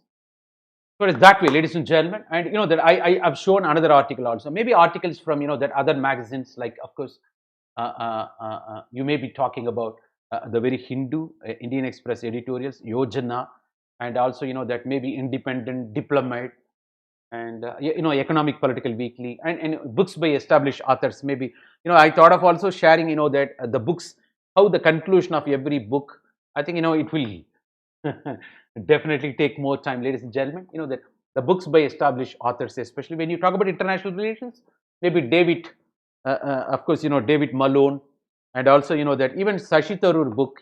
I'm not marketing executive here, ladies and gentlemen. You know the purpose, right? It's that way. That you can, depending upon the nature of the domain, you consult resources to enrich. It should be static as well as dynamics. But beyond that, the very essay what you're going to write should be that general in nature, not subject matter expertise. Let me repeat once again. Otherwise, what the preparation you have done in the name of general studies, it's going to benefit you for essay writing. What you prepare in the name of domain knowledge part of essay is going to definitely help you for general studies. Ladies and gentlemen, purpose is different. But in general studies, your answers are maybe that that's also word economy you have. So try to write in terms of bullet points. If not, simple lines, 2 lines, elaborate idea, because otherwise you will be writing one point at the cost of another. But whereas in essay, you are elaborating one idea into paragraph. Here you have to write 1000 to 1200 words. But whereas in general studies, it's totally different scenario. That's why you try to write in terms of bullet points or idea points there, with diagrams connecting that, maybe flow chart, whatever maybe. But here also you can employ some sort of diagrams wherever possible, flow charts, but it should be relevant. Even the quotes should be relevant. It should not be like that artificially you position, insert. No, that's ugly. That becomes a distaste to the evaluator, ladies and gentlemen. So it should be relevant. Whatever examples, maybe even the introduction, you can also begin like story, like some story. From that you take into account. That establishes the context. It's general. So that purpose and its relevance. That is what we are talking about. I think you can take it to the next level in that way. I think that, ladies and gentlemen, it's the right time, and we spoke at length. That we elaborated. And in spite of that, if you got any questions, that you can also type, and you can also reach me through Telegram. Even the YouTube channels. That we took you. Hope you understood. So we took you. We said that what is the direction from of course the UPSC. There is no prescribed syllabus on the part of SC. Of course that the instructions for out of which we develop the tools, you might be aware. And also not only that, it is possible. Everything is possible, because impossible is a vocabulary of fools. You are a brilliant person, I know. Right. And impossibility is a vocabulary of the mediocre who does not want to take responsibility of administration. We are talking that way, very well. So, that writing essay is an art only when you understand the tools, strategy, only when you practice, that it becomes. So that's why, that you welcome to, the club of 200 plus, because you understood strategy, technology, tools, and also your promise that you are going to incorporate, that the very practicing, that exercises. And also that it is realistic, we justified in what way you can. Of course that the domain knowledge we grouped the whole previous SCS, that we grouped under 8 domain. So far we discussed economy and development, society and culture, today international institutions and associated issues. For that we introduced you to the keywords, basic concepts, art words. They are called building blocks or foundation, without which we can never understand the essay topic. We took you elaborated discussion. But I repeat once again, please, for your kind information, don't reveal your subject matter expertise there. Of course, only a generalist tendency. But this is domain specific. What is, that genuinely needed, you bring, and it's not going to, the PhD level of the depth. Okay, so it should be very generalist, because it's going to be as administrator, how you present the view. That's important. That it is that way. Hope that you understand the point. That we discuss that fantastic, that we a chunk of the concepts. Of course, we also try to apply how a particular title can be approached from writing angle. We discussed the strategy already, how to choose the topic, how to generate ideas through brainstorming and organizing, grouping, fashioning ideas, and also going for headings, subheadings, and also how to conclude, how to that begin. Of course, introduction, and how the body of essays can be structured. 15 to 16, the paragraphs, everything we spoke, and that those keywords we also applied here, so that you understand the topic. Rest of the topics you have to work. That is general, given time frame, that this is what we can do, and rest of the things you practice. That. So I think I gave you the technology of fishing, so that you can fish every day. The duty of I'm not a teacher, of course I can say guru, but I don't want anybody's entitlement here and the endorsement here. What I'm saying, more than teacher, the guru, the role of the guru is to inspire and instill value system in you, confidence in you, and rest of the things you will take care. It's not spoon feeding. I don't believe in that, but I think rest of the things you can, right? You can work that way, and also we expose you to variety of samples, ladies and gentlemen. That of the conclusion, and that, and also that introduction, and we gave you the articles also I've shown. But of course, hope it's not that mingled with other contradictions. Of course, you can work on that. That taking cue from me, right? And also took you to that establish the very quotes. You understood the very purpose, ladies and gentlemen, and especially the quotes of Mahatma Gandhi, Einstein, Martin Luther King, Nelson Mandela, even Swami Vivekananda, where Dr. Kalam, and establish the presidents of USA, and also that our prime minister, our previous prime ministers, even presidents, and that Nobel laureates like Amartya Sen. It is that way. I want you to search that way. That, ladies and gentlemen. So we took you. That, but where you should not commit mistakes. I repeat once again, not by hearting. Go for the two-liners, few words, the quotes, that is easily reaches even Rabindranath Tagore, where the mind is without fear, the health is high. You talk about few, so that it never becomes a problem. You might be aware, ladies and gentlemen, and also that we talk about, and that establish international institutions and their heads. We talk, that maybe World Bank, United Nations Secretary General Antonio Guterres. Of course, we talk about even former United Nations Secretary Generals. We're talking about, and you take them into account, that you stay with the spirit, and you will see the spirit is same, manifestations are different, the quotes are different, very well about. We're talking about, even Einstein, even Thomas Alva Edison, some places, that well, and also Nobel laureates, that we talk about, and that Malala, of course, Yusuf Joy, we're talking about, and Kofi Annan. We took into account, that, ladies and gentlemen, you understood, we emphasize the very role of writing practice, that then only, that then it becomes art. Essay writing is freedom. In the name of writing essay, you reveal your personality. As I reveal my personality when I speak in front of you, everything is clear, comes to you. But I have to, that I do parallel capacity building the same way you have to do capacity building. Otherwise, it becomes stereotyped, right? Ladies and gentlemen, when you start learning, you will understand there are so much of things in the world to be learned. That is what ocean. That is what ocean. Ladies and gentlemen, even Einstein not even used his 10% of his brain, you might be aware. So it's not, that having brain, applying brain, but more than brain, heart. Don't try to defeat anybody.